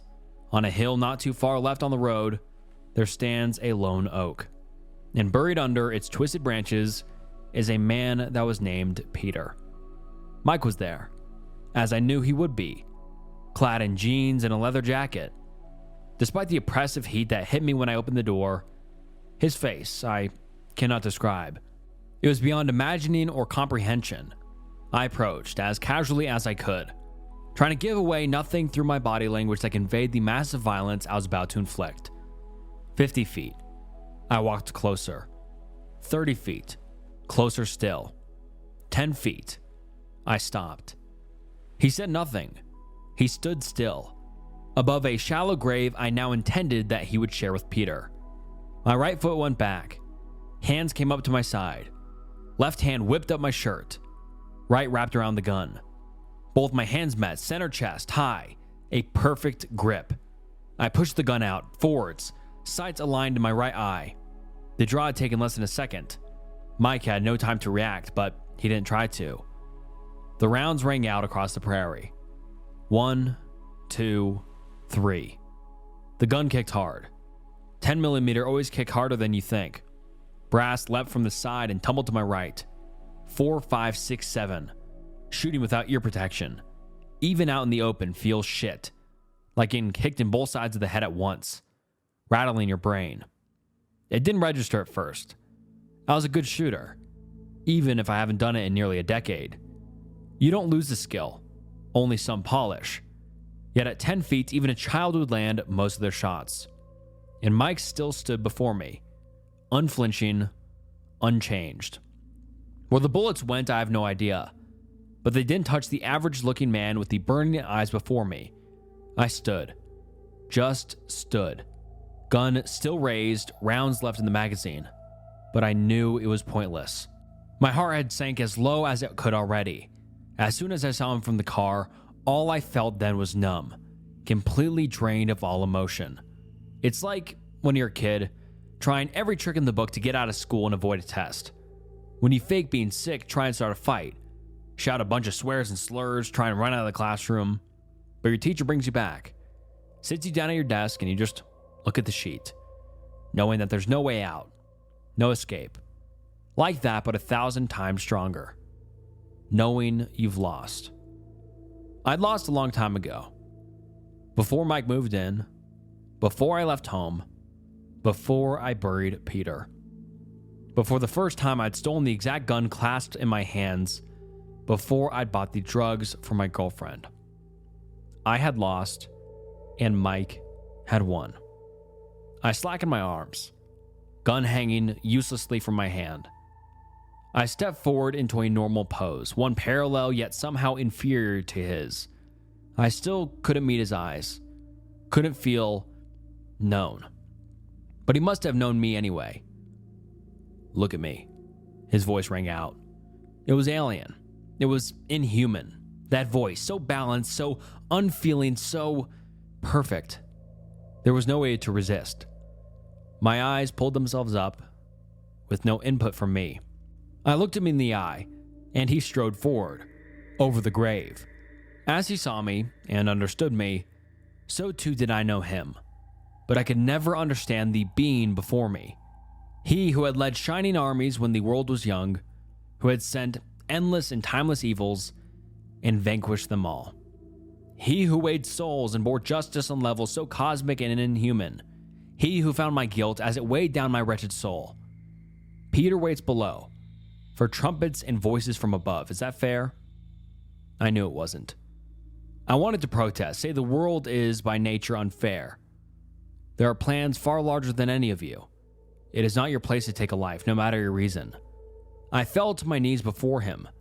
What I had done to Peter, in my head, it had just been a twist of fate, an accident. Are you worthy of forgiveness? Are you responsible enough to admit you're failing? No. I wasn't. All my life, I'd refused to make choices. I'd hid behind my sister, behind addiction. I'd never once really taken responsibility for anything. Hell, I'd basically forced Jen to find my apartment for me, and she was the one who'd gotten me hired in the first place. Screw you, came out of my mouth before I realized I spoke. I was sick of the shame, the guilt. Michael seemed almost to grow, to flex, and to wax brighter despite not moving. I've cast down greater snakes than you. Just confess and this can end. I was still locked by his gaze, his ancient and all-seeing eyes. He wanted me to give a confession, an admission of guilt, for me to stop hiding, to take responsibility for once in my wretched, pathetic life. Well, here it is. It was September 24th, 2017. My girlfriend Lily and I were skipping school as usual. I'd stolen about $200 out of my dad's wallet, and we were heading for the haunt of our local dealer. It was our normal routine, if the routine of a H addict can ever be called normal. Suffice to say, we got high, doing it in her bathroom, in her empty house. We both got high, we both passed out. Only I woke up. Cold and dead. Covered in her own shit and vomit, I left her there. She wasn't found until her parents came home the next day. And whilst the police wanted to talk to me, I wasn't anywhere to be found. Because I was in Oklahoma. I'd called my drug dealer late. Once I'd got my brain back together after the H in Lily's death. I pretended she was still alive, that she wanted more, that she'd suck him off for it. He laughed down the phone, and I told him to meet me up north of town. Near her place, I'd lied. She lives north of town, and we're way too high to drive to Amarillo. I'd been certain he'd believe me. I'd already been to my father's place, grabbed his Glock 20, and was waiting by my car. At 11:53 p.m., a car, a 13 Camry, pulled up. I didn't hesitate in the darkness. Didn't even try and confirm my target. 5 rounds in the chest, 2 in the head. I think it's fair to say, most people haven't seen what 10mm self-defense hollow point rounds do to a human body. The entry wounds look normal, but it blasts chunks out of the exit. It can shatter bones, and if it hits you in the head, everything is coming out the back. So Peter was there, a bloody, malformed mess leaking into the desert, and not my drug dealer. Just a random passerby, perhaps a concerned middle-aged man, stopping to see if he could help a teen stranded in the desert. I stuffed most of them in a suitcase I'd bought, the big one I'd used when I got kicked out of the house. I left his car there, still idling as I took off into the dark with my grim cargo. I sped blindly down the roads, panicking, lights off. I'd be surprised I remember the route, except that the white-knuckle drive is seared into my memory. By the time I'd finished burying Peter, it was nearly midday. I cleaned myself up with wet wipes, I used his own cash to get lunch, to get a room at a motel. Then I drove back home and pretended nothing had happened. On the news, I heard of a single father. Wife passed away, working 2 jobs to support 2 young daughters, who disappeared on his way home one night. I heard how his car had been found, evidence at the scene leading the missing persons case to be upgraded to a homicide investigation. I didn't have to pretend to be crushed when Jen told me they'd found Lily. Some part of me must have still been hoping. That day crushed me. After I committed my murder and buried that father of 2 in a shallow grave beneath that oak tree, I spent years getting high. I stole from Jen, probably thousands. I stole from her girlfriends too, from my parents' house as well, and probably from whatever friends I still had. My father hadn't always been a monster. I remember our first hunting trip, how he'd been gruff and quiet, but told me how proud he was when I put that hog down. My mother had never said no to me, always showering me with love. We'd spend Saturdays baking cookies together. It was me that destroyed them. I fell harder and harder, got into bad crowds, did drugs, started getting loud and threatening at home. There's only so long you can worry about a person, try to help them before you just become numb to it. I'd sucked every ounce of goodwill and love they'd ever had out of them before they even kicked me out, leaving them with souls turned to stone. Jen had to nurse and baby me through all that shit. And all the while, I never did a single thing for anyone, not even myself. It was Jen who made me go to rehab a couple of times. It was Jen who'd arranged and paid for my counseling. It was Jen who got me the interview at Whataburger. I am nothing but a parasite, a leech.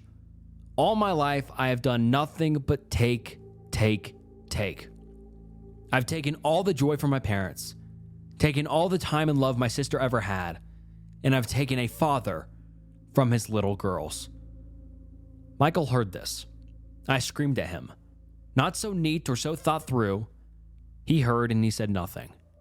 He just watched. And I felt small beneath his eternal, immortal sight. So then I took out my phone. The 911 operator I got sounded like an older lady. She had a kind voice, and she listened very patiently to my confession as I filled in the blanks in an 8 or 9-year-old murder case. Then she informed me that the police were on their way, that they would be armed, that I should make no sudden movements, and that they would be with me in about an hour. And Michael was gone. So here I am, after a life of taking. For once, I've given. One measly confession from a coward. This was all I had to give. So I figured I'd give it out here too. Thanks to anyone who stuck with the story. Not to get all cliche, but it looks like the real monster was me all along. Typical, ain't it? I can hear the sirens now. I still have the chance to pussy out or to go out in a blaze of fire. I have a gun. 2.5 mags. Well, keep your eyes on the news tomorrow. I guess you'll find out. And I mean, just wow. I really don't have a lot of thoughts because I feel like that was really laid out. I don't need to reiterate the story to you guys, but I just felt like that story was very, very surprising all throughout it. I mean, like at first you feel for the OP. You feel for him. You're on his side, and as he goes on, you realize slowly that he is the parasite, like he said at the end of the story. But I love this story because I feel like Mike or Michael was such a good portrayal of what's the word? Of being regretful or just having some sort of thing hanging over your head. I think that's like an embodiment of regret. And hopefully that's the right word, and hopefully that makes sense. But I just thought this story went through so many ups and downs, and it was a long story. I mean, like an hour-long story, which I love the long story, so hopefully you enjoy this one. But yeah, man, that ending. I mean, what do you think happened? Do you think he went out in a blaze of glory? Do you think he ended up going to prison? I mean, what do you think? But wow, that confession at the end, I feel like that buildup was so worth it at the end. I mean, just wow, what a story. Mr. Purpleface. The house smelled like wet wool and Jim Beam. It was a gray box at the end of a dirt road that washed out every spring. Inside the walls were bare. There were nails sticking out of the plaster in the hallway, but nothing hanging on them. In the bathroom, there was one toothbrush in the cup and a bar of gritty soap that smelled like poo mice. It was just me and Dad. Dad was a big guy, broad-shouldered and heavy. He worked at the lumber yard. He came home every day at 5:30, with sawdust caught in his eyebrows. We had a routine. He would wash his hands at the kitchen sink, scrubbing until his skin was red. Then he would heat up dinner. Usually it was chili from a can or hot dogs boiled in water. We ate standing up at the counter. "How was school?" he'd ask. "Fine," I'd say. "Learn anything?" "Math." "Good." That was it. That was the window of time where he was my dad.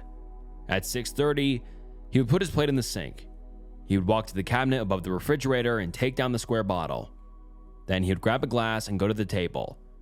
The kitchen table was small, pushed right up against the wall. He dragged his chair around so he wasn't facing the room. He faced the window. Our backyard was overgrown. Just waist-high weeds and an old rusted swing set I wasn't allowed to touch. Along the back fence, there was a massive tangle of wild rose bushes, a wall of thorns. Dad sat there and watched those roses. He poured the whiskey. No ice. He drank it like it was medicine. By the second glass, the air in the house got heavy. He didn't yell right away. He just stopped moving. He would stare at the window glass, tapping his finger against the table over and over again. I knew that rhythm. That rhythm meant I needed to be invisible. I would take my toy cars into the living room. I learned to roll them on the rug because if I rolled them on the hardwood floor, it made a rumble. If I made a rumble, Dad would snap. "Quiet," he'd bark, not even turning around. So I played in silence. I built towers out of magazines and knocked them down in slow motion so they wouldn't crash. It was boring. Being afraid is mostly just being bored. You sit there with your knees pulled to your chest, waiting for the grown-up to pass out so you can go to the bathroom without getting yelled at.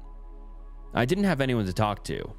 No brothers, no sisters, no friends allowed over because the house is a mess, even though the house was empty. That's why I wasn't scared when I saw the shadow. It was a Tuesday. It had been raining for 3 days. The roof was leaking in the bathroom, dripping into a bucket with a steady, maddening rhythm. Dad was on his third glass. He was muttering at the window. I was behind the sofa. I looked up toward this hallway. There was something standing in the doorway. It was huge. It had to hunch its shoulders to fit under the frame. It wore a long, brown robe that looked stiff, like dried mud. It took a step. The heavy fabric crunched like crumbling paper. I pressed myself against the back of the sofa. I stopped breathing. The thing stepped into the living room light. Its face was dark, shiny purple. It was swollen tight, like a balloon about to pop. It didn't have eyes, just two puffy slits. It didn't have a nose.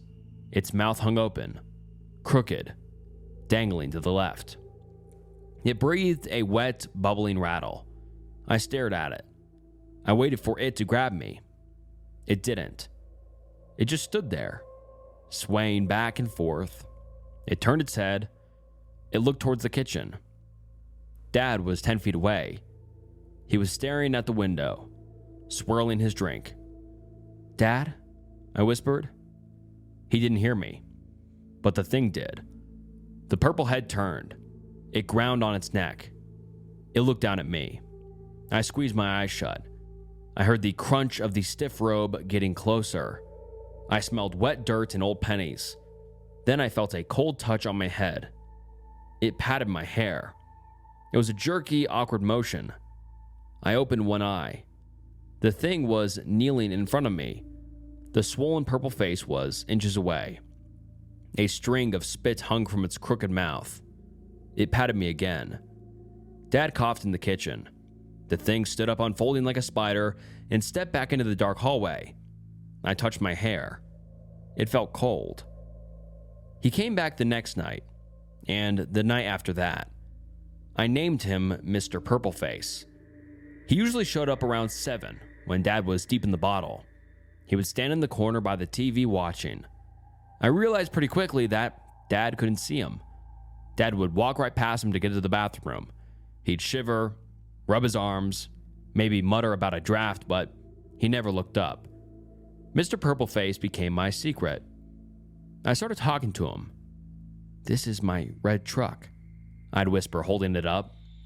Mr. Purpleface would lean down. He'd make that clicking sound deep in his throat. One night, Dad was really bad. He had lost his keys. He was tearing the living room apart, throwing cushions on the floor. "Where are they?" he screamed. He pointed a finger at me. "You took them."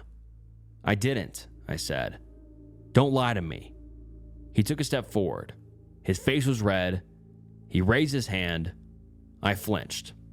Suddenly, Mr. Purpleface moved. He stepped out of the corner. He moved fast. He stood right between me and Dad. He spread his arms out wide. Dad stopped. He blinked. He looked confused. He looked right at Mr. Purpleface's chest. "Jesus," Dad muttered. He rubbed his face. "It's freezing in here." He turned around and stumbled back to the kitchen. Mr. Purpleface turned to me. He knelt down. He patted my head. He stayed there all night, standing guard by the sofa. For 2 years, that was my life. Me, Dad, and the guardian in the hallway. But when I turned 7, things changed. The rain started and didn't stop. The backyard turned into a swamp, and Dad stopped going to work. When Dad stopped going to work, the house felt different. It felt smaller. Before, I had the mornings to myself.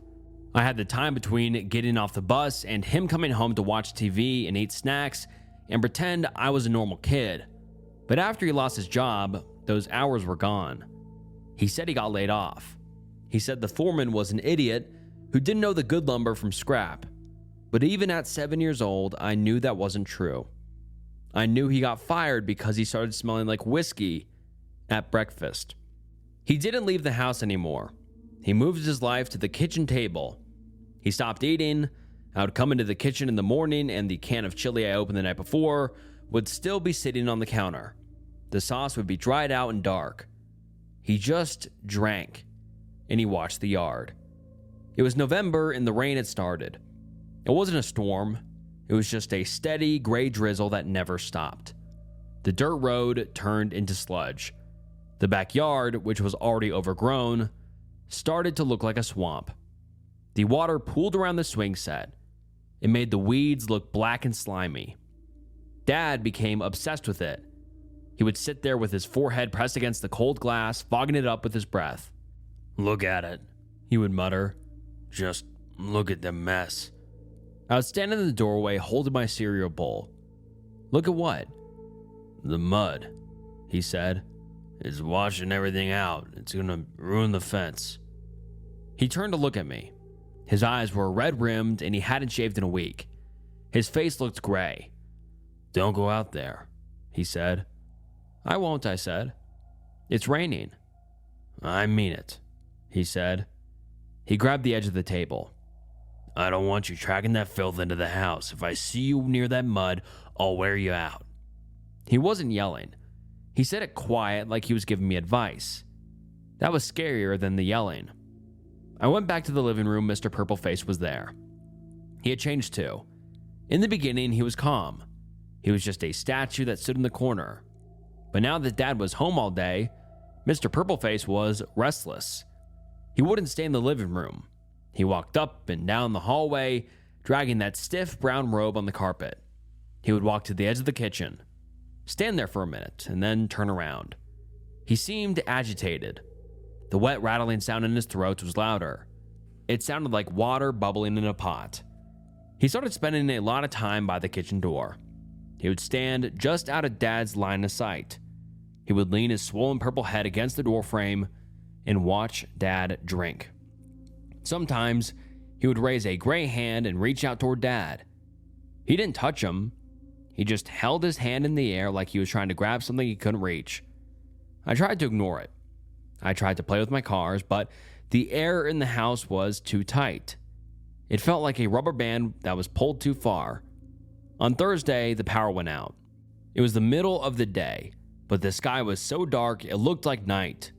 The rain was coming down harder now. I could hear it hitting the roof. Dad didn't move when the lights went out. He was staring at the yard. It never stops, he whispered. Why won't it stop? He stood up. The chair scraped against the floor. He walked to the back door and opened it. The wind blew rain into the kitchen. It soaked the front of his shirt, but he didn't seem to notice. He stood there gripping the door frame, staring at the rose bushes.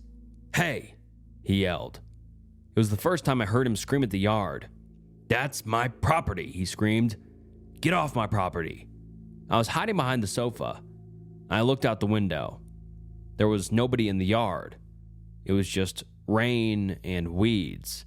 I see you, Dad yelled at the empty yard. You don't think I see you? I know what you're doing. Mr. Purpleface stepped out of the hallway. He walked past me. He didn't look at me this time. He moved fast. He walked right into the kitchen. The gray light from the open door hit him. His skin looked wet. The purple face shone like oil.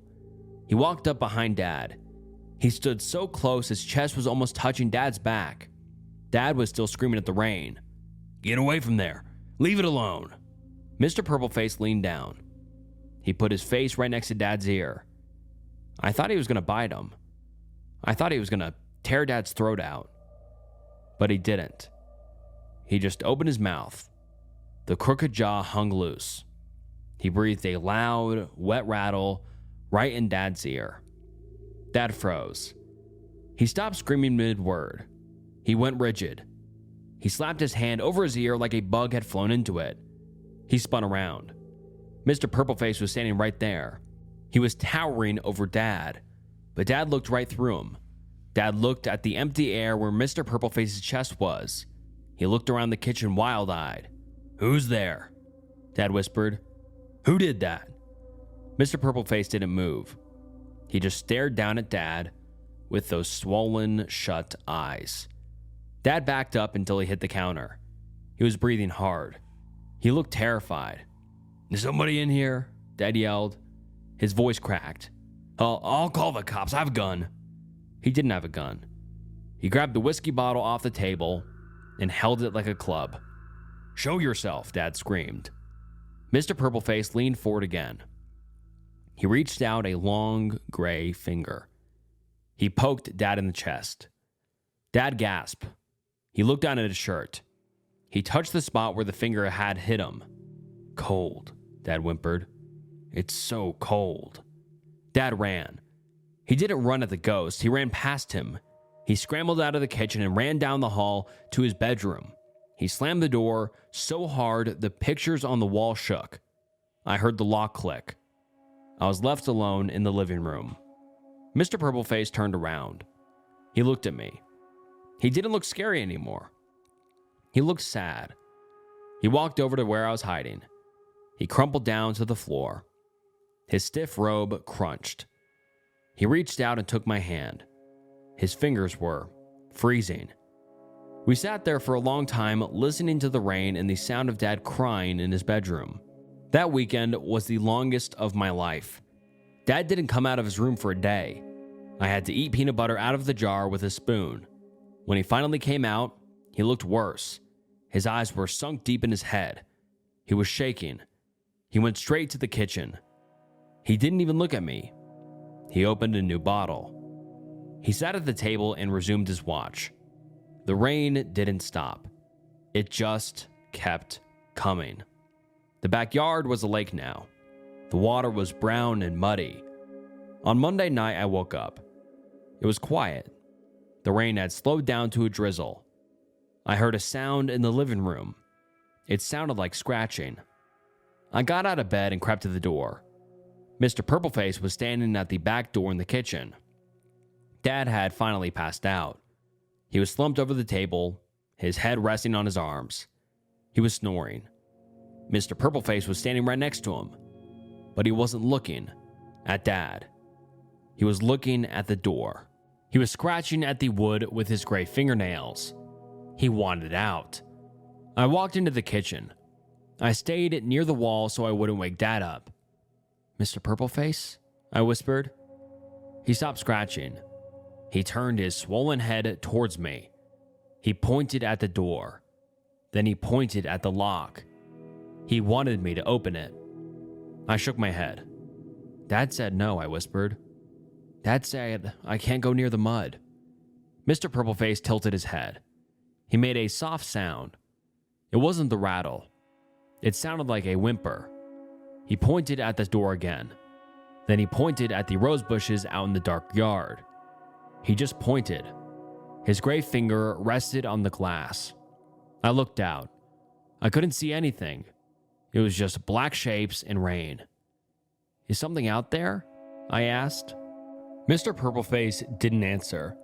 He just stared at the yard. He stood there for a long time. Then he lowered his hand. He looked defeated. He turned back to the window and just watched the darkness. I went back to bed. The next day was Tuesday, the day everything ended. Tuesday night was when it ended. It was raining hard. The sound of it hitting the roof was loud enough to drown out the TV. I went to bed early because Dad was in a mood. He had been pacing the kitchen for hours, muttering to himself. He had finished one bottle and started another. I put my pillow over my head, but I could still hear his heavy footsteps vibrating through the floor. I fell asleep eventually. I woke up because the door to my bedroom slammed open. The hallway light was on. Dad was standing in my doorway. He looked huge. His shirt was unbuttoned and stained with sweat. He was holding the neck of the whiskey bottle in his right hand. "Get up," he said. His voice was thick. He was drunker than I had ever seen him. I sat up. I was shaking. "What?" "Get up," he yelled. "Stop hiding in here." He came into the room. He grabbed my arm. His grip was bruising. He dragged me out of bed. "Dad, you're hurting me," I cried. "Shut up," he spat. "I'm sick of you sneaking around. I'm sick of you looking at me like that." He pulled me down the hallway. I tried to dig my heels into the carpet, but he was too strong. He dragged me into the kitchen.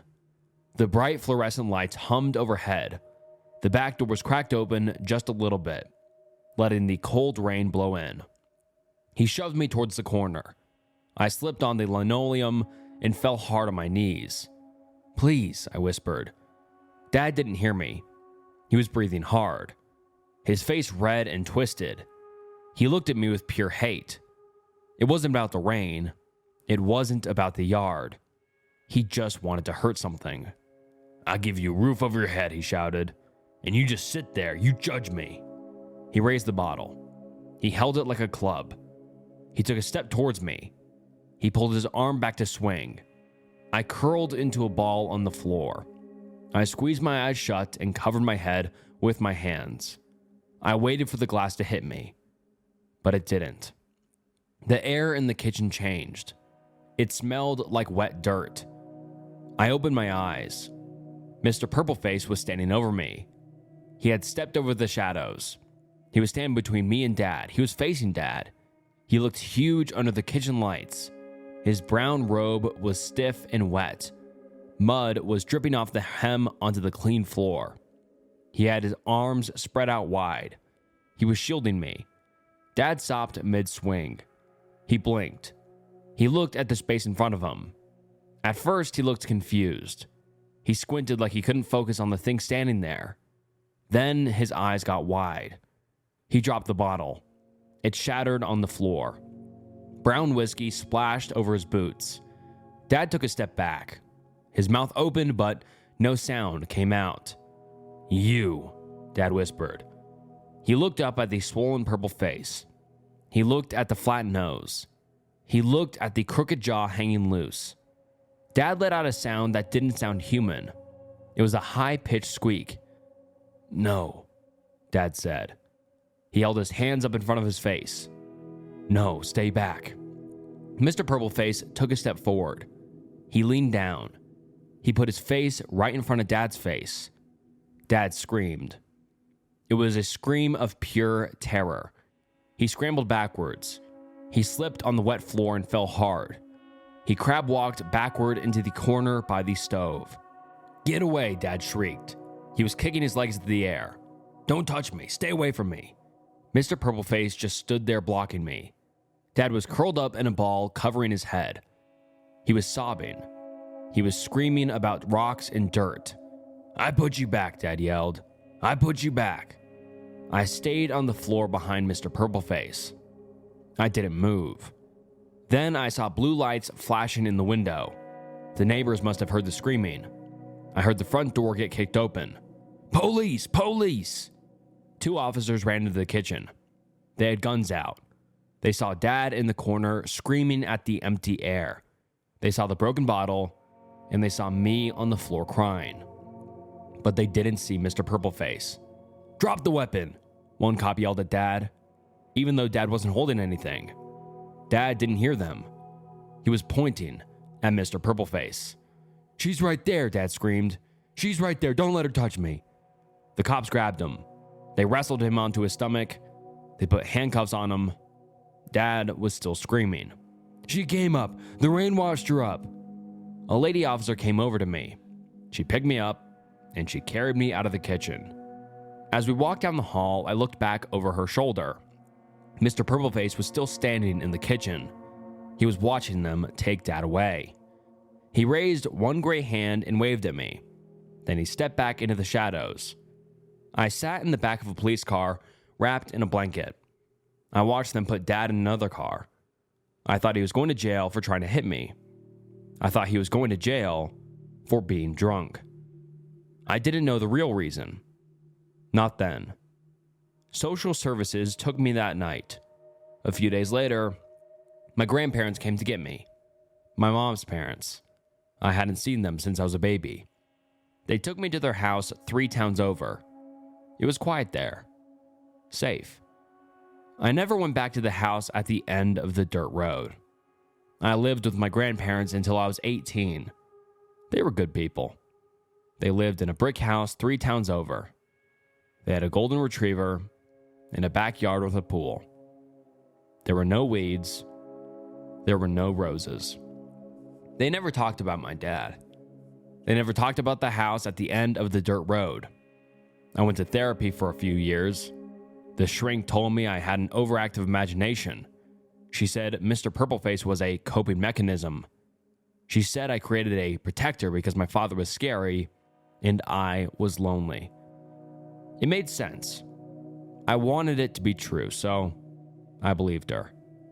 I grew up, I went to college, I got a job in IT. I tried to be normal. I didn't think about the house for a long time.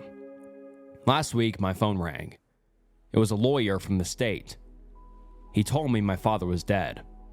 He died in the infirmary at the state prison. His liver finally gave out. I didn't feel sad. I didn't feel happy either. I just felt nothing. It was like hearing about a stranger dying on the news. The lawyer told me there was no assets. The house had been foreclosed on 20 years ago. There was no money. But, the lawyer said, there was a box of personal effects. He listed you as next of kin. Do you want it, or should we dispose of it? I almost said dispose of it. I just wanted to say it. Send it, I said. I don't know why. Maybe I just needed to see it to believe he was really gone. The box arrived yesterday. It was a small cardboard box taped shut with heavy packing tape. I put it on my kitchen table. I stared at it for an hour before I got a knife. I cut the tape. It smelled like him. Even after 20 years, it smelled like stale tobacco and mildew. It was mostly trash. A cheap watch, a lighter, a stack of letters he wrote to me but never mailed. I didn't read them. At the bottom of the box, there was a manila envelope. I opened it. Inside was a stack of old Polaroids. They were curling at the corners. The colors were faded and orange. I flipped through them. There was a picture of a truck I didn't recognize. There was a picture of the lumber yard.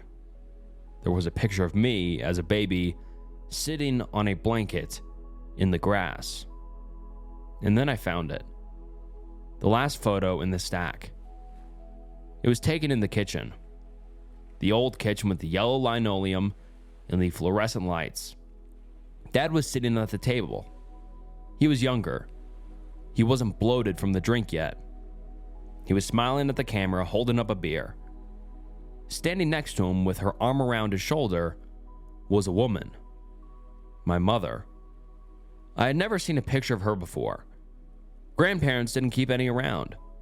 She was small. She had dark hair and a shy smile. She looked happy. But I stopped breathing when I saw what she was wearing. It was a housecoat. A long, brown, quilted robe that went down to her ankles. In the photo, it looked soft. It looked warm. But I knew that robe. I remembered the sound it made when it scraped the wall. I remembered how it dragged on the carpet. I remembered how stiff it was, caked in dried mud from the backyard. I leaned in closer. I looked at the collar of the robe. It had a pattern. Small, stitched diamonds. My hand started to shake. I remembered that pattern. I used to stare at that exact pattern when I was hiding behind the sofa, praying for Dad to pass out. I looked at her face. It was smooth. It was unblemished. She had a small nose, she had bright eyes, and she had a straight, happy smile. I closed my eyes. Suddenly, I was back in that living room. I could smell the wet dirt. I could hear the wet, rattling breath. I could see the swollen, purple skin, the flat nose, the crooked jaw hanging loose. I remembered the way she stood between me and him. I remember the way she spread her arms out to take up the space so he couldn't get to me. I put the photo down on the table. For 20 years, I thought she left me. Dad said she ran off. He said she didn't want a family. But she didn't run off. She was there the whole time. She was standing in the hallway, watching him. She was waiting for the rain to wash the dirt away so she could come back inside. She never left me. And wow, just what a story. And I think what we can assume here, I don't want to speculate too much out of respect for the author and his story, but I think we can assume that the father got arrested for killing his wife. And he buried his wife in the backyard. And that's the reason he always stared out at the backyard while drinking. Because most likely he couldn't live with himself. And he just felt so sad. And he was super worried about the rain because the rain would wash her up because she was buried back there. And that's just what I assume happened. I don't want to speculate too much. And he eventually got arrested for the murder of his wife and the OP's mother, or the author's mother. Very, very sad story. But it's kind of wholesome at the same time that the kid's mother never left her, you know? Yeah, that's a very, very emotional story. Kind of wholesome at the end, but very sad. Yeah, very unique story. I've never read anything sort of like that. But anyways, on to the next one. I woke up to a stranger in my apartment. He says he lives here. I'm always so tired after going home. The fluorescent scream of the office lights still echoes behind my eyes. Even here in the blessed dimness of the stairwell, I climb 3 flights, each step feeling like I'm dragging an anvil chained to my ankle. My key finds the lock on apartment 3B. My lock. The deadbolt thunks open. I shoulder the door in, smelling the faint, comforting ghost of last night's cheap instant noodles and the dusty warmth trapped inside. I don't even make it to the bedroom. The sagging, familiar embrace of my old couch in the living room calls out. I sink into it, the springs groaning their familiar complaint beneath my weight. The fabric smells faintly of dust and me as sleep drags me under. A few hours later, I jolt awake in terror as a hand grabs my shoulder and shakes me violently. Hey! Hey! Someone shouts. I jerk awake, gasping, disoriented. Silver moonlight cuts the room into sharp shapes and deep, pooling shadows. A man leans over me, his face gaunt with sweat in the gloom. His eyes are wide, wild marbles reflecting the weak light. Get up!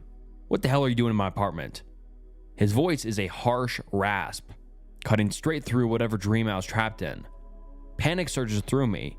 I lurch upright, heart pounding. You're what? I blink hard, trying to steady my vision. No, this is my apartment. This is 3B. I live here. The man takes a step back, just enough to half merge with the shadows by the doorway. Are you out of your damn mind? I live in 3B. What are you even doing here? I don't know who you are, I say, trying to sound firm, authoritative, anything but panicked. But you need to leave before I call the police. Oh, I need to leave? That's rich. You broke into my place and you're threatening me? I run a hand through my hair, eyes flickering to the hallway. Could I shove him out and lock the door? Could I grab my phone? Where is my phone? And call someone? I take a cautious step towards him, hands half raised. Look, I don't know what this is. Maybe you got the wrong floor or something. Or maybe you're confused, but this is my apartment, all right? You don't live here. He stares at me. Then, with sharp, jerking movements, he points towards the kitchenette. Oh yeah? Then tell me that's your owl mug. I follow his finger. A chipped blue owl mug sits on the coffee table like a trap. I blink. That's, I don't know. That's not mine. Damn right it's not, he snaps. That's my mug. And where's my sailboat painting? I had it right there. He jabs a finger toward the wall above the TV. Are you a thief? I turn. My faded Swiss Alps poster is gone. In its place, a garnish print of a sailboat on water so blue it looks fake. Wait, I had a poster there. Mountains, Swiss Alps. I swear it was there. The man just stares at me, chest rising and falling fast. I hold up my hands like I'm warding off a wild animal. Okay. Maybe I screwed up. My voice wavers, half swallowed by the silence. Maybe I'm wrong. I must have come in the wrong door. I didn't mean to. Shit, I'm so sorry. I take a step back, knees weak. I'll go, all right? I'll get my stuff and go. But something stops me. I glance back at the coffee table, at that blue owl mug. It's not just unfamiliar. It's wrong. The eyes aren't painted right. They're uneven. One stares forward, the other's cocked sideways, like it's watching the hallway behind me. The man hasn't moved. His expression has changed. Less angry now. More uncertain. His eyes flick from the wall to the table to me. I don't, remember this table being glass, he says quietly. I look down. The table's wood. It's always been wood. What are you talking about? I ask, but my voice is too soft to sound confrontational. No, it was glass, he mutters. Round, had a chip on the edge from when I dropped the takeout. This one's wood, square, and that lamp. He turns slowly. That's not my lamp. Something creaks in the bedroom. Neither of us moves. I think, he says, breath fogging lightly in the suddenly cold air. I think this isn't your apartment. Or mine. The frantic anger is gone, replaced by a mirror of my own icy fear. Keys, he grasps, digging into his pocket with trembling fingers. He pulls out a key ring. We need to get out of here. We'll figure out what the hell's going on outside. My own keys are cold, heavy lumps in my hand. We don't speak again. The silence is a suffocating presence, thick with the smell of decay and the unnerving feeling of being watched by the very shadows that cling to the walls. The hallway to the door seems longer than it should be. I take a step, and the carpet squelches faintly beneath my foot. I glance down. The floor looks the same. Beige, ugly, a little stained. But now I don't trust it. Behind us, the bedroom door creaks again. Only this time, it doesn't stop. It opens slowly, with the hush of breath sliding between teeth. He doesn't turn. Neither do I. Don't look back, he whispers. His voice shakes. Just walk. We move, inching forward. Every object in the living room seems shifted. The couch leans ever so slightly toward the wall. Cushions caved in like something heavy just rose from them. The bookshelf is missing a shelf. My hand tightens around the keyring. The keys rattle too loudly, like they're trying to call attention to us, like they want something else to hear. We're almost there, I murmur, not sure who I'm trying to reassure, him or myself. The front door is 10 feet away. 8. A soft knock echoes from inside the bedroom.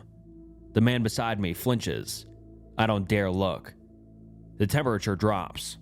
My breath fogs the air, hangs there, then drifts backward against the laws of physics.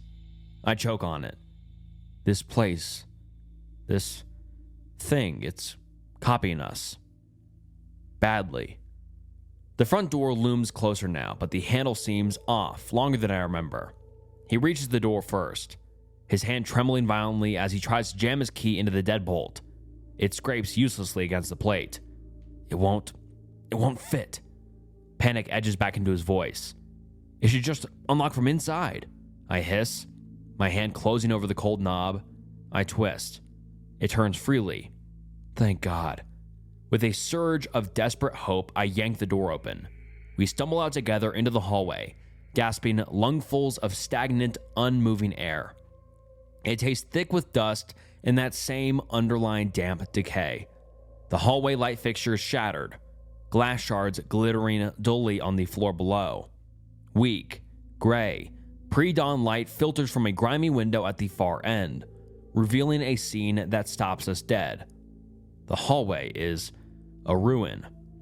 Wallpaper hangs in long, moldering strips, revealing crumbling plaster underneath. The carpet is threadbare, stained with dark, unidentifiable patches, pulled up in places to show warped floorboards. Doors to other apartments hang askew on broken hinges, revealing glimpses of darkness within. Cobwebs thick as gauze drape the corners and the ceiling. The air is frigid, smelling overwhelmingly of damp rot, mildew, and neglect. Utter, absolute desolation.